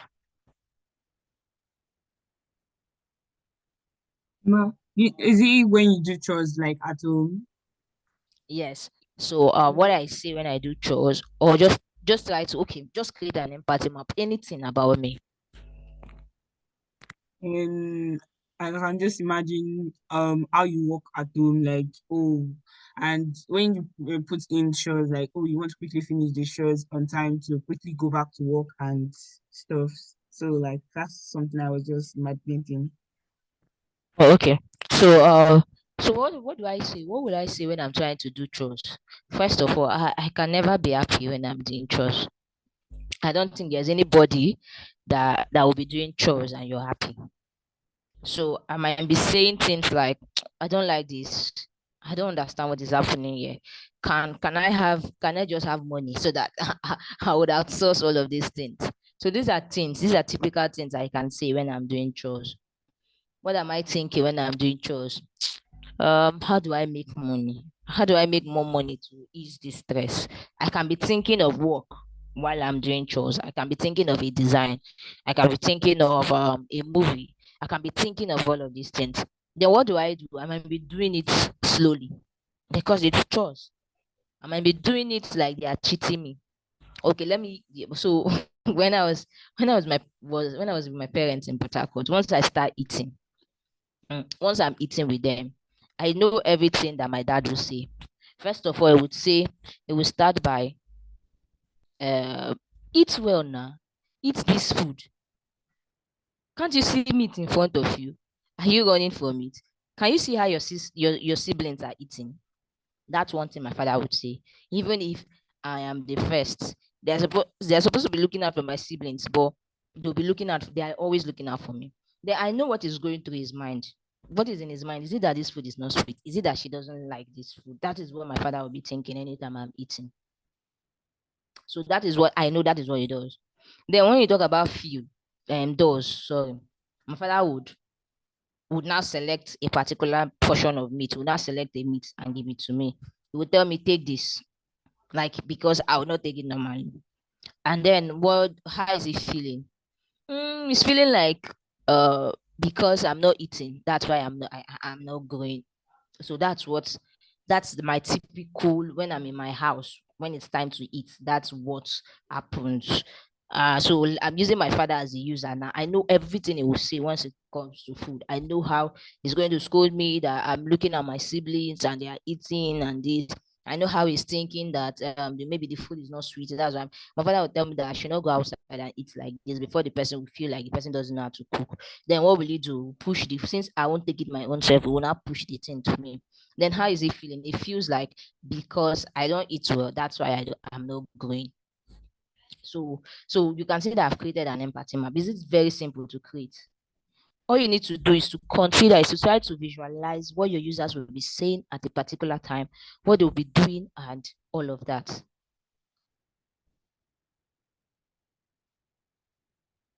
So you can think this is really annoying. Those maybe you can then if it's for websites, let's say we want to do something like a website, maybe the first thing it will say is I want to buy this thing from Jumia. I want to buy shoe from Jumia. That's the first thing it's saying. Then what is it thinking? The site is not opening. This is really annoying. This is really bad. I don't like this process. That's what he will be thinking. That if it's bad, then what will he do? He will try to refresh the page over and over again. That if it's not working, then what is he going to feel? The feeling is It can be angry, it can be confused, can be worried, can be that. So it's just like when you're doing transfer. Very easy to relate. If I'm doing transfer, what will I say? Let me transfer 1,000 naira to this person. What am I thinking? Maybe what if it doesn't go? What if it doesn't go? Can be positive thinking, it can be negative thinking. And then the next thing, what will I do? I try to do the transfer and it's not working. What will I do again? I'll try it. Abi. At the end of the day, I'll be feeling like, if I try it again and the second one should go because it's Nigeria, I'll be feeling like the first one that I did that did not work will still go. You get? So that kind of thing. That's what empathy map is all about. So let me send this link, Control C, and let me send it on this chat so that you can take time to read everything you need to read about it during your time. So this is how you can create empathy map. So let's go to FigJam now to create this. Let's use this example, buying a TV, for instance, or it can be buying anything. So this is how it's going to look like. So let's create empathy map in FigJam first. Then we'll go to user flow. So I have this. First of all, what I need to bring is I need to bring my circle. Hold down your shift to always make your circle. What's it called? Then I can pick a line. So for a line, I can use a rectangle to create a line. I can use a rectangle to create it, or I can use the normal line to create it. Anyone you want to use. I can use the normal straight line to create it. Um,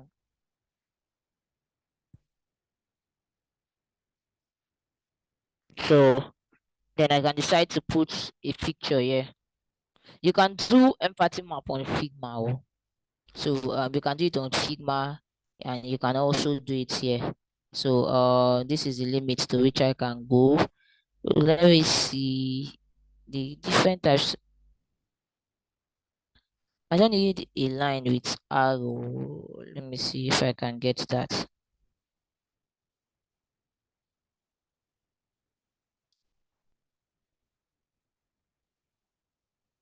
So I can say line.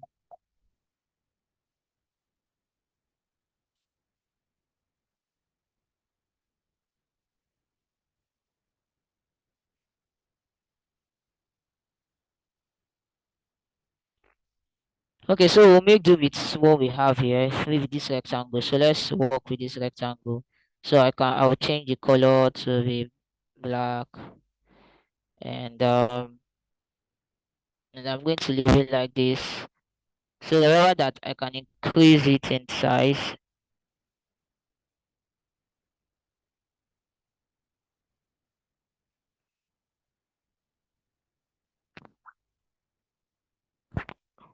What this one wants to stress way.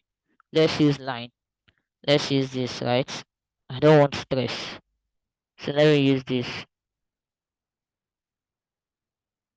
Ensure that it's straight. So this is the first one.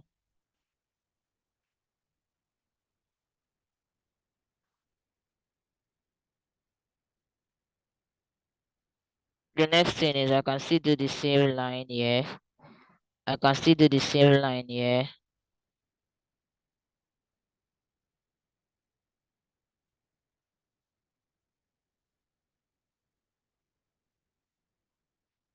And I can delete this. So you see that because I'm not using individual line, it's actually difficult. So I'll just be using individual lines to do it. First one, second one. So let me now arrange them. So for this one, I'm going to turn it to this place and I'll bring it down here.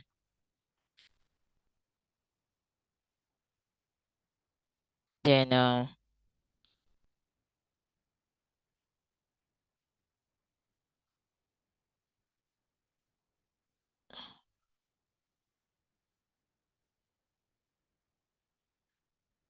so you can see. So draw this one and keep it here. And then I'll draw this one and I'll keep it here. Hold down shift.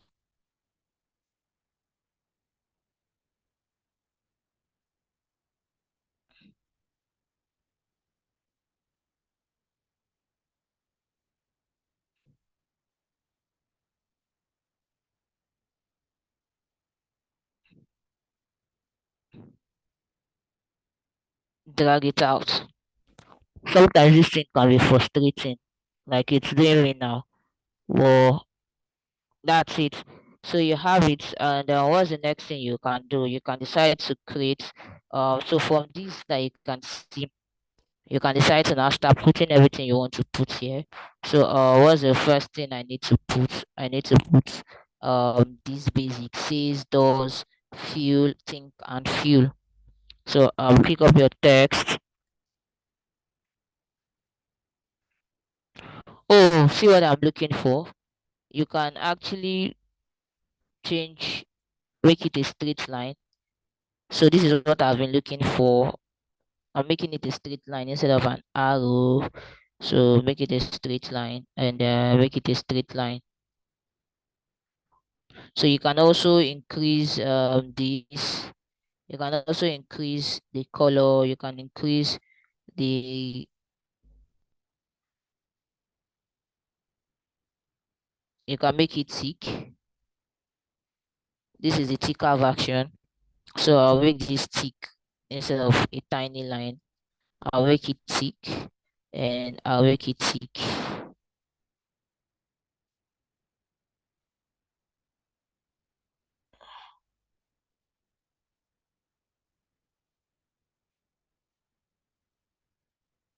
And this is it.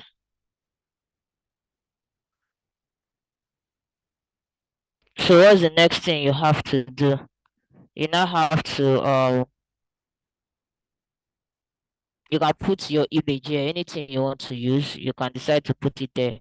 It's left for you. It's left for you to put it there. And then I can now start typing C. Increase the size to be large, and I'll bring this here. After C, the next one is what? Does.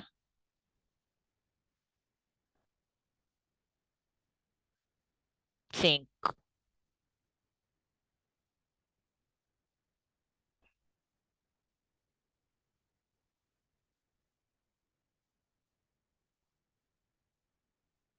And feel.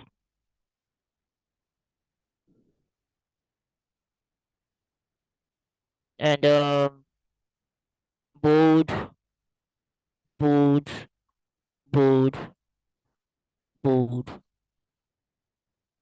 You can decide to write your name here or anything you want to do. You can put a picture. So you can bring in a picture. And let me change this color to this. So this is Boomer. What does she feel? So you can use sticky notes. So I can decide to use sticky notes. So this is where you can pick sticky notes.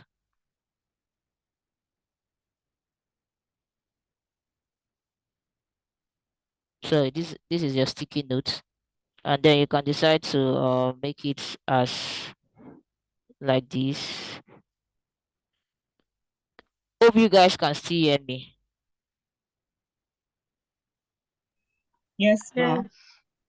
Oh, okay.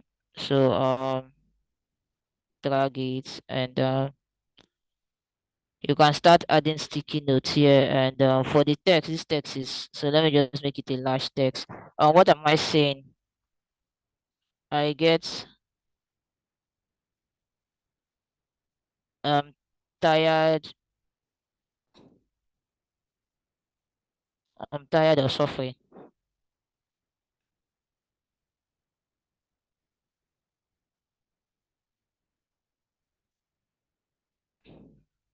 So you can just be writing all of the things that you feel like I'm going to say, all of the things that you have to say, and then you say you write it down here too.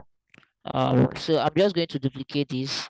So when you're doing the task, you'll be the one to put all the things you want to put yourself, the things you feel like your users can see, and then I'll do the same. I'll copy it and I'll take it to think part, and I'll leave it. But for think, I'm going to use a different color so that it's going to look colorful. But then mind the kind of color you use. Not because we say if you make it colorful, you can use colors that don't match.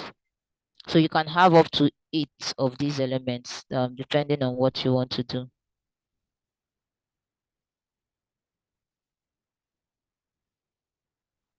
So to not make this thing look like too much this thing, let me just make this black.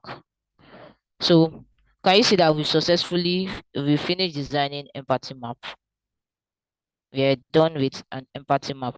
The truth is not to come to Field Jam to do it. Is for you to be able to arrange everything you want to do or know what you want to do. So I have this data, empathy map, and I have this already.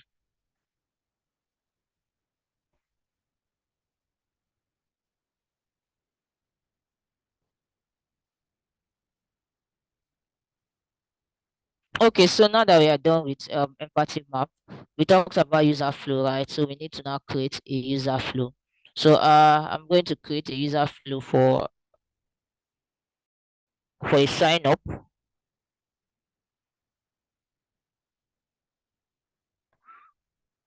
For a sign up screen.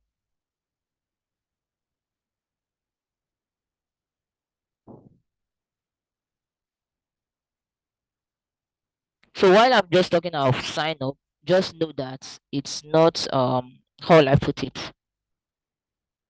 It's not just for sign up. The user flow you have to create it till you get to the end of the journey of everything the user is supposed to do on your platform. So let's say a user comes to your platform. So what's the first thing? Let's say a rectangle, right? Let's put the rectangle. So one thing you need to do is your cycle should be a different color, your rectangle should be a different color, and all other things should be a different color. So let's change the color to this. Change the color to this.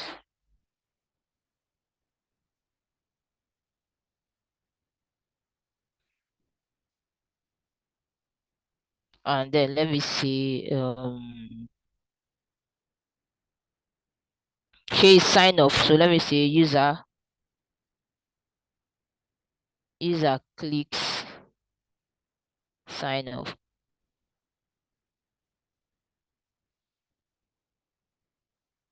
So once the user should click sign off, what is the first thing the user should do? So if you're using social link, so now I'm just going to connect this. I'm just going to connect this, Control D, and I'll come here and I'll say a user should sign up with email,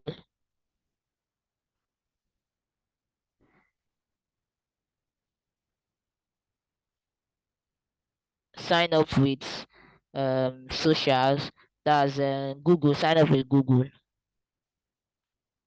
So if you have sign up with LinkedIn too, a user is supposed to do that, right? So I can leave this like this, sign up with this, sign up with this, and connect this to connect this.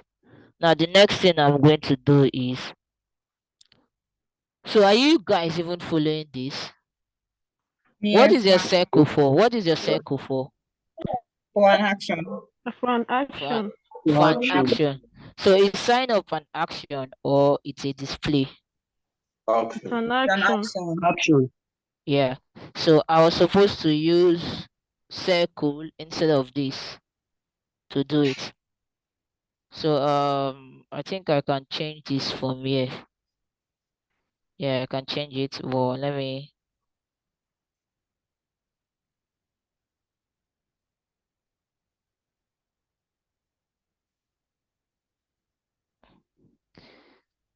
You can change it, but the thing will not be as fine as.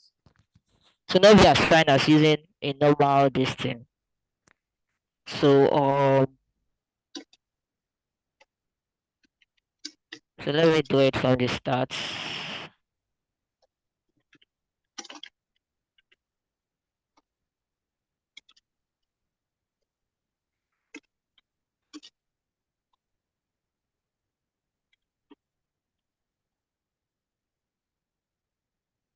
So this is it, and change the color to change the color to a different thing. And this is my sign up. This thing is too small. I don't like how it's looking, so let's leave it like this. So under sign up, we have two displays that sign up with email or sign up with Google. So once the person clicks on sign up with email, what should the person see? Username and password, right? So what am I going to use for that one? It's an action. So I'll come here and I'll say enter username and password.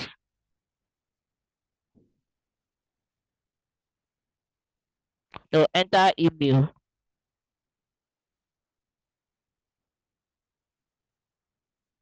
Enter email. So what's the next thing to do? So if I enter email, what do you think I should do next? I've not even started using my connector. The next thing is to look for a dial one and use. So so I'll pick up a dial one. This is a dial one. Here's a dial one. Is it that this text is this is extra large? No wonder. This text is extra large. Change it to large. This thing is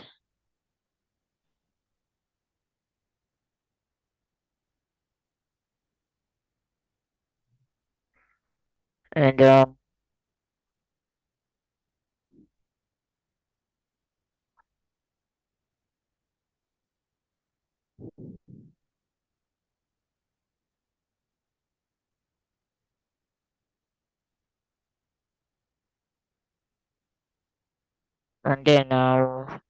large.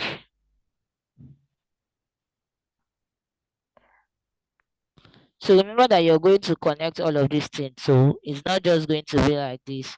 I will just trying to list out what I need to do. So what's the next thing? Um email correct. That's if the email is correct. That's the part where you allow them to do it to carry out a decision. So it will be like email correct. This is supposed to be large.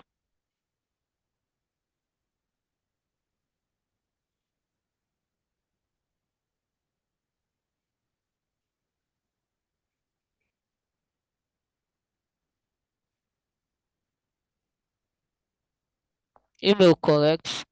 Then what should I do? A yes or a no? Yes.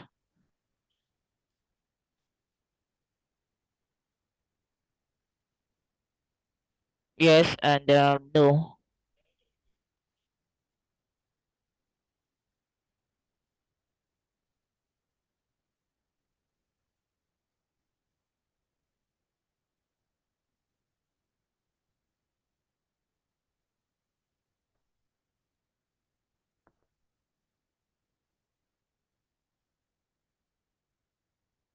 Yes or no. So what's the next thing? If it's yes, what's the next thing you think I should go? Password. So once it's yes, then it's an action for them to input their password, right? And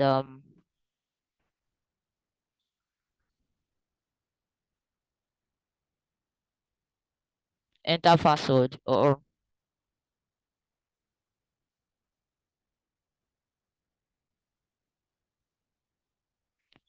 now this thing can be tricky though. Why rectangles are for what's it called displays or they are for pages? Is enter password a page or a display? Is enter email a page or a display? Display. So these are things you need to think. Is it a page or a display? Like I think I don't know. I'm not sure. So any other person, is enter password a page or a display? Display. It's a display. Display. Yeah. So one thing you need to note is This password, these circles I've been using, most times it's circles mostly for action. What is an action?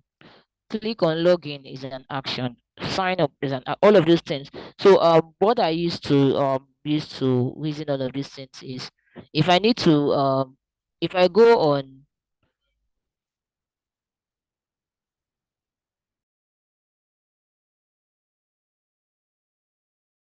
so if I go on what's it called?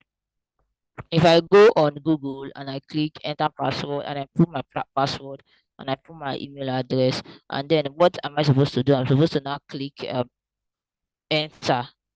So that enter that I'm clicking is like the action. So you need to really understand all of those things. So let me start linking it first.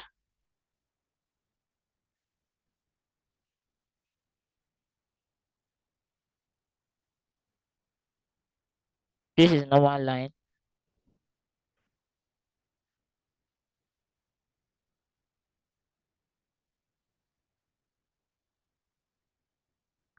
And then you can start connecting them to each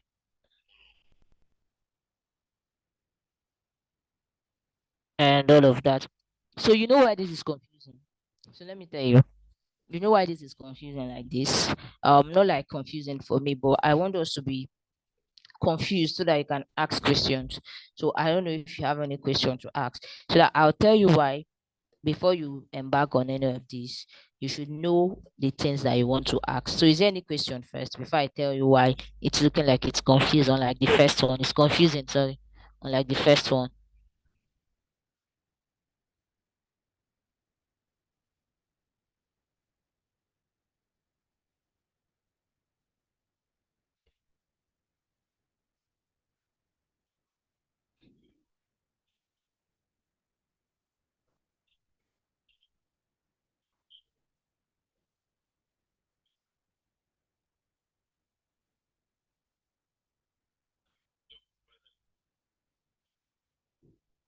Okay, so ask your question.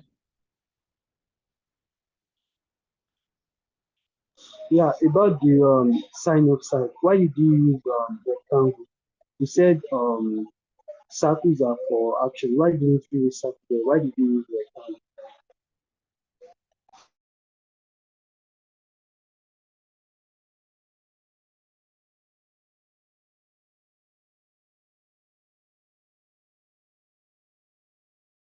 Did you get my question?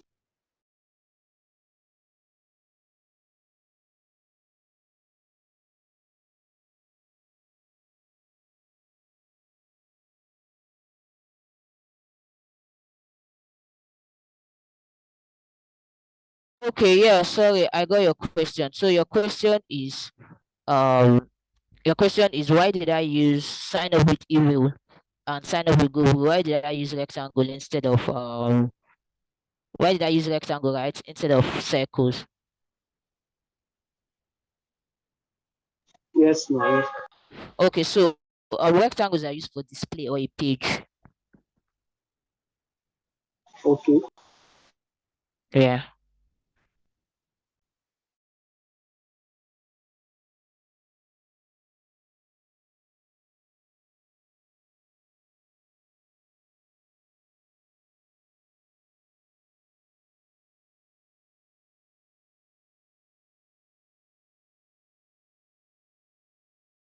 Well, we're actually going to click on that rectangle. Are we not performing an action like that?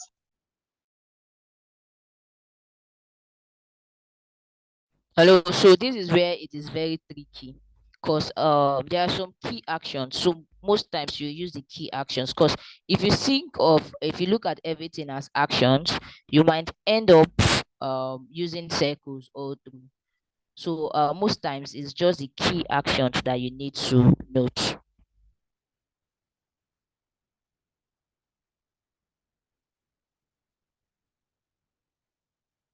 So have you gotten it? Yes, ma'am. Did I Thank you. send the link for that? Let me send the link so that you can also read it and understand that part. Cause Okay, thank you.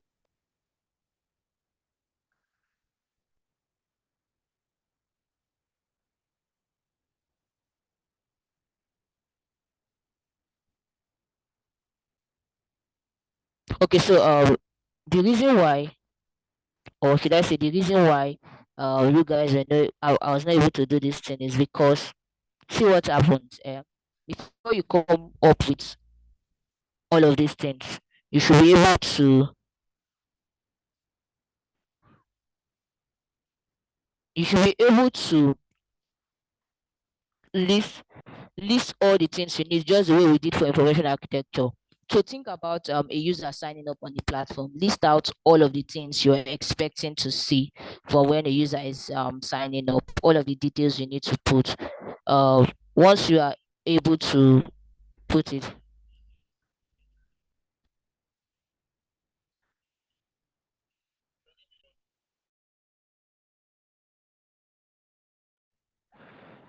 so do we get?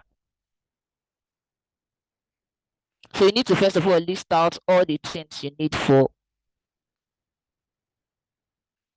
You need to first of all list out all of the things that you need. Okay, man.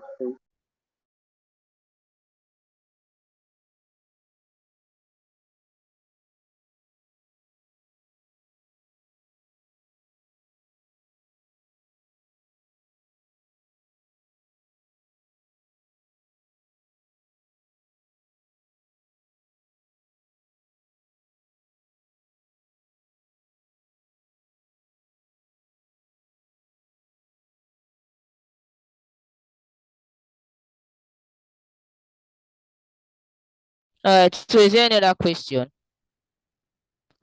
So you already know how to arrange the flow. You already know how to, you know that this is for action. You know that this is for display or pages.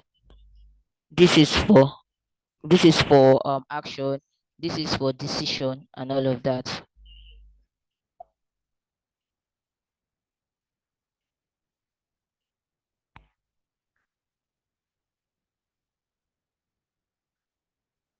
So okay, can you see it now? So first of all, list out all of these things. So you can use text to list out everything. Say registration, for instance. What are the things I need for registration? First of all, a user should come to the platform, so you should be able to write it. A user should come to the platform. That's the first one. You already know that this is a display. Then the next thing the user should do is a user should be able to. Yes, there's one more thing that I've not done that we need to do. A user should be able to sign up and all of that. So you just write. So guys, you've been using different websites, right? You've been using different mobile apps. So just think of the flow on how you perform certain tasks on that app. Then that's it. For Jumia, if you want to buy a goods, you go to Jumia. You search for the product. After you search for the products, you'll be able to see the products. You read the product description. After reading it, the next thing you need to do is to put your email address, is to put your card details. That's if you're already a user, put your card details. If you're not a user, you create account and all of that. So the flow that you take to complete it. So I would give us just go on different websites, look at their flows, just type it on the group chat that okay, this particular website I went, this is how the flow went, and this is how the flow did not go. And from there you'd understand the content to put in here individually. So the last thing I want us to check out before we close for today, it's called a user story.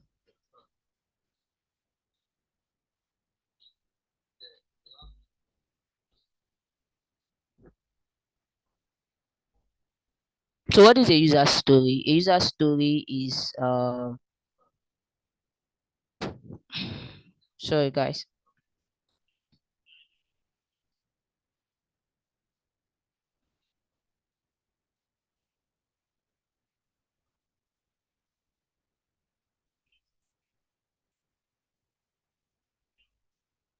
Okay.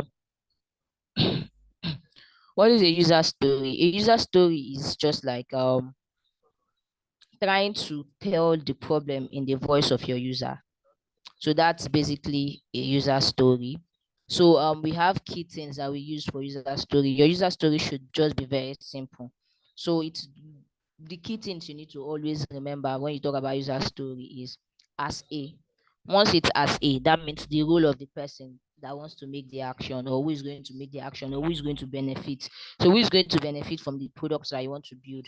Your user. So it can be as a user of Google, as a user of Google. Then the next thing is I want. What is the thing you want to be able to do?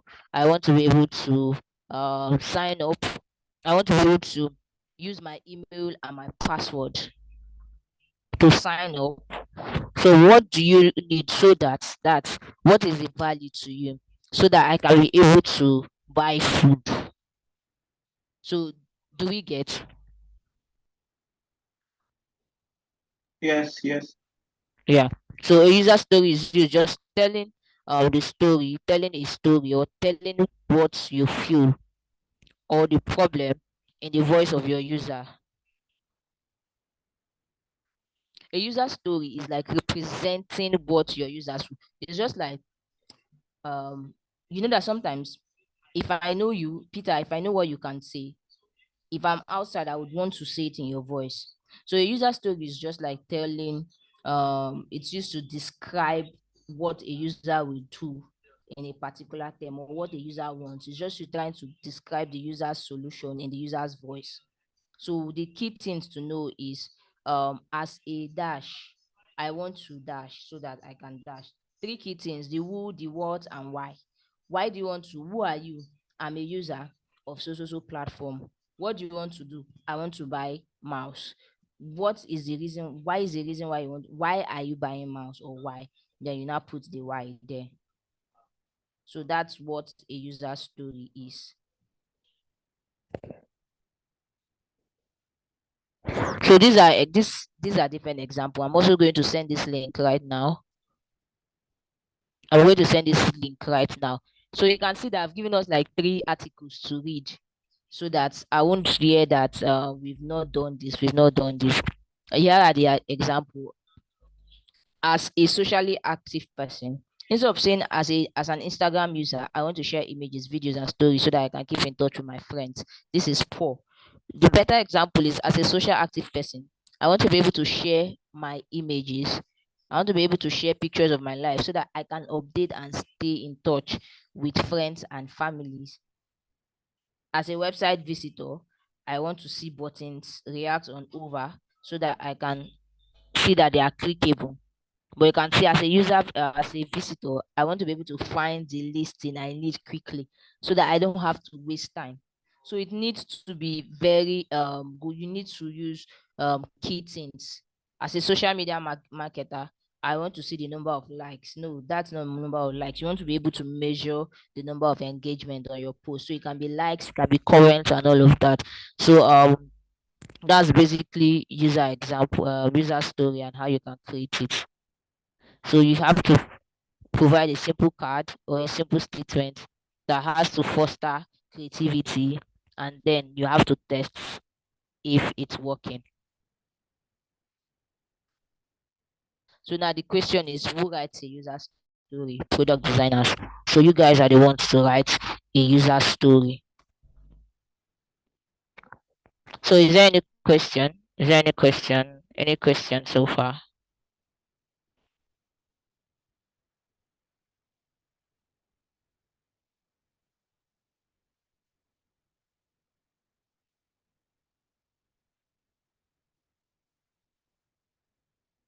Is there any question? Please, ma. Yes, Okay. ma. I said something. You said that to write, but saying is this thing, the product manager and the owners of the product, they are the ones responsible for writing the user story. So where is that written? So the thing you need to note is product managers, they do it. It's product managers to the right user story. One of the key deliverables of product managers is user story, but it's also your work to also do it. Because if you check case studies online, So I'm teaching based on the things I know that recruiters look out for when they are when they want to employ you, what they look out for in your portfolio. These are the things that they look out for in your portfolio to see. You know that all of these things are processes. We've talked about user research. You've done this thing. You've created your user research form. You've created all of those things, and then the next thing you now have to do is you now have to create your empathy map. You have to create your user persona. You have to create your competitive analysis. You have to do your information architecture, your user flow, write down your user story. So for some people, you can also design user stories. So have I sent this link?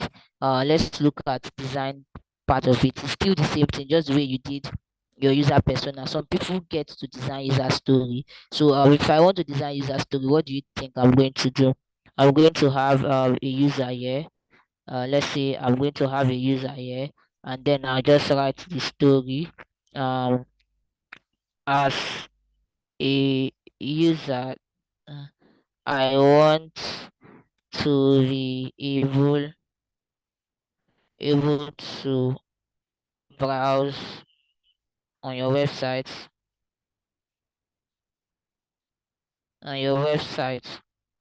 so that I can purchase it, to browse products.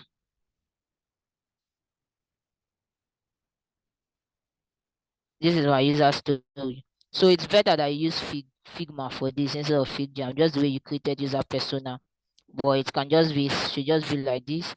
And when you're exporting, you just export it. Exports.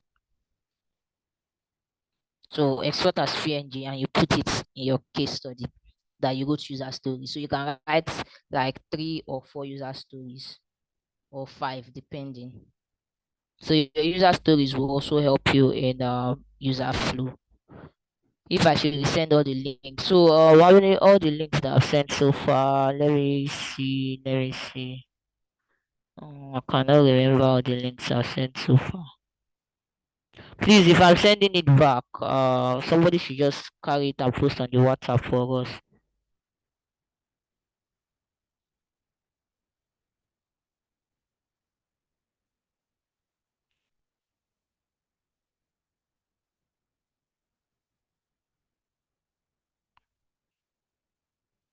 Okay, thank you.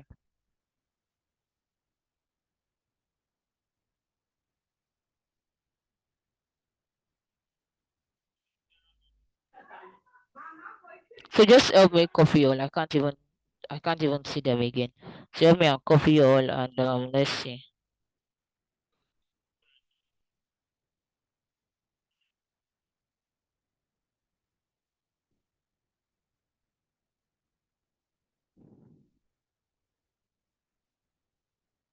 Okay, so is there any question?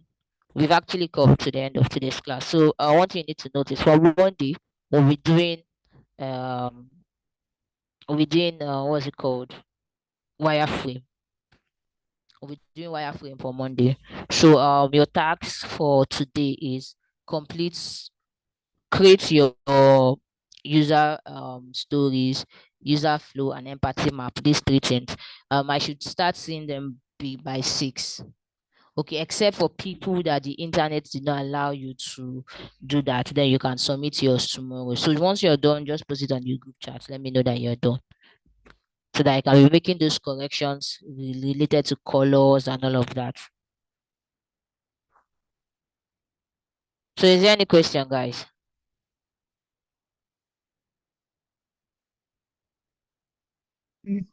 So we'll be submitting the user flow, user story, and the empathy map, right? Yes. Okay. And when you said on Monday, I thought Monday was a public holiday. Oh, that's true. Monday is the public holiday, so it's on Wednesday.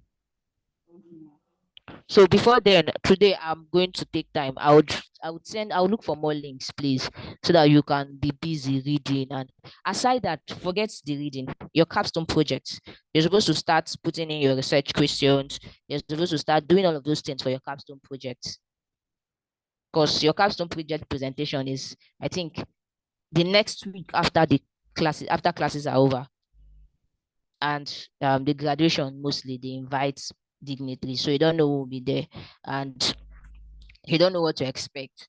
So I believe in anything you're doing, do it well. So take this time to focus on your capstone. I know that some of your team members might not be active. For people that are team members, they are not active, do it on your own. You're a group. You can decide that this set of people, they are doing empathy map. Two persons are doing this, two persons are doing this, two persons are doing this, so that you will get to do it well. Let it be fine. It's not when they come and sit on that, they do not see. If you did something that is fine and send on the group chat as your assignment or as what you did, your capstone should be finer. You get. So take this week, tidy up your capstone, so that by the time we get to do everything you need to do for your capstone project, this point that we have stopped, so that if we start a wireframe, you get to do wireframe. If we start design, you get to do design. So by the time we are done, you must have prototyped your design and it's ready for presentation. So I'm requesting for attendance. I've not gotten any feedback.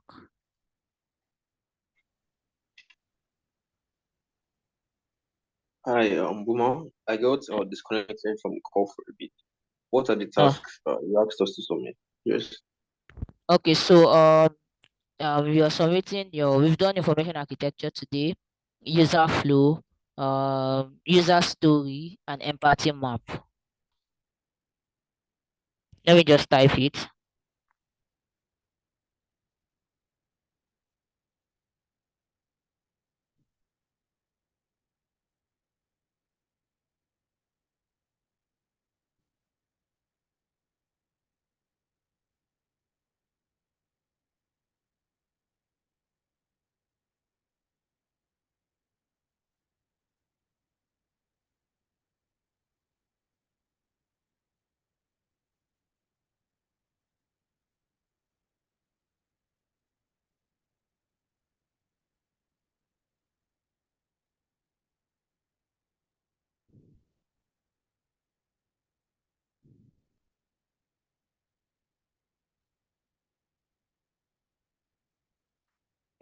Remember, that's what I'm requesting for.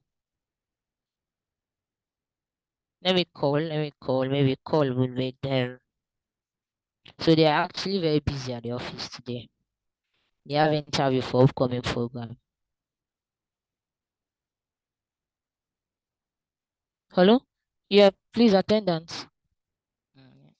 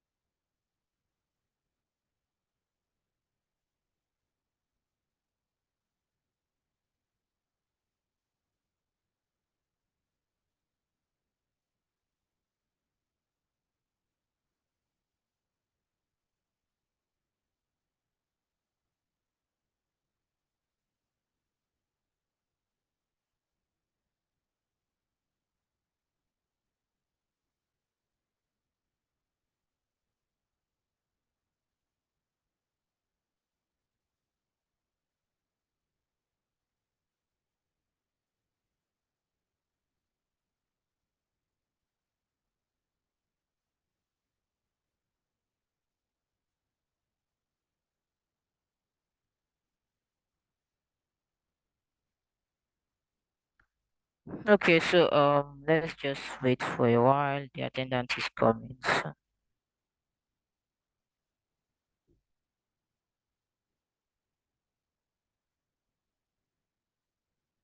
All right, so that's the attendance.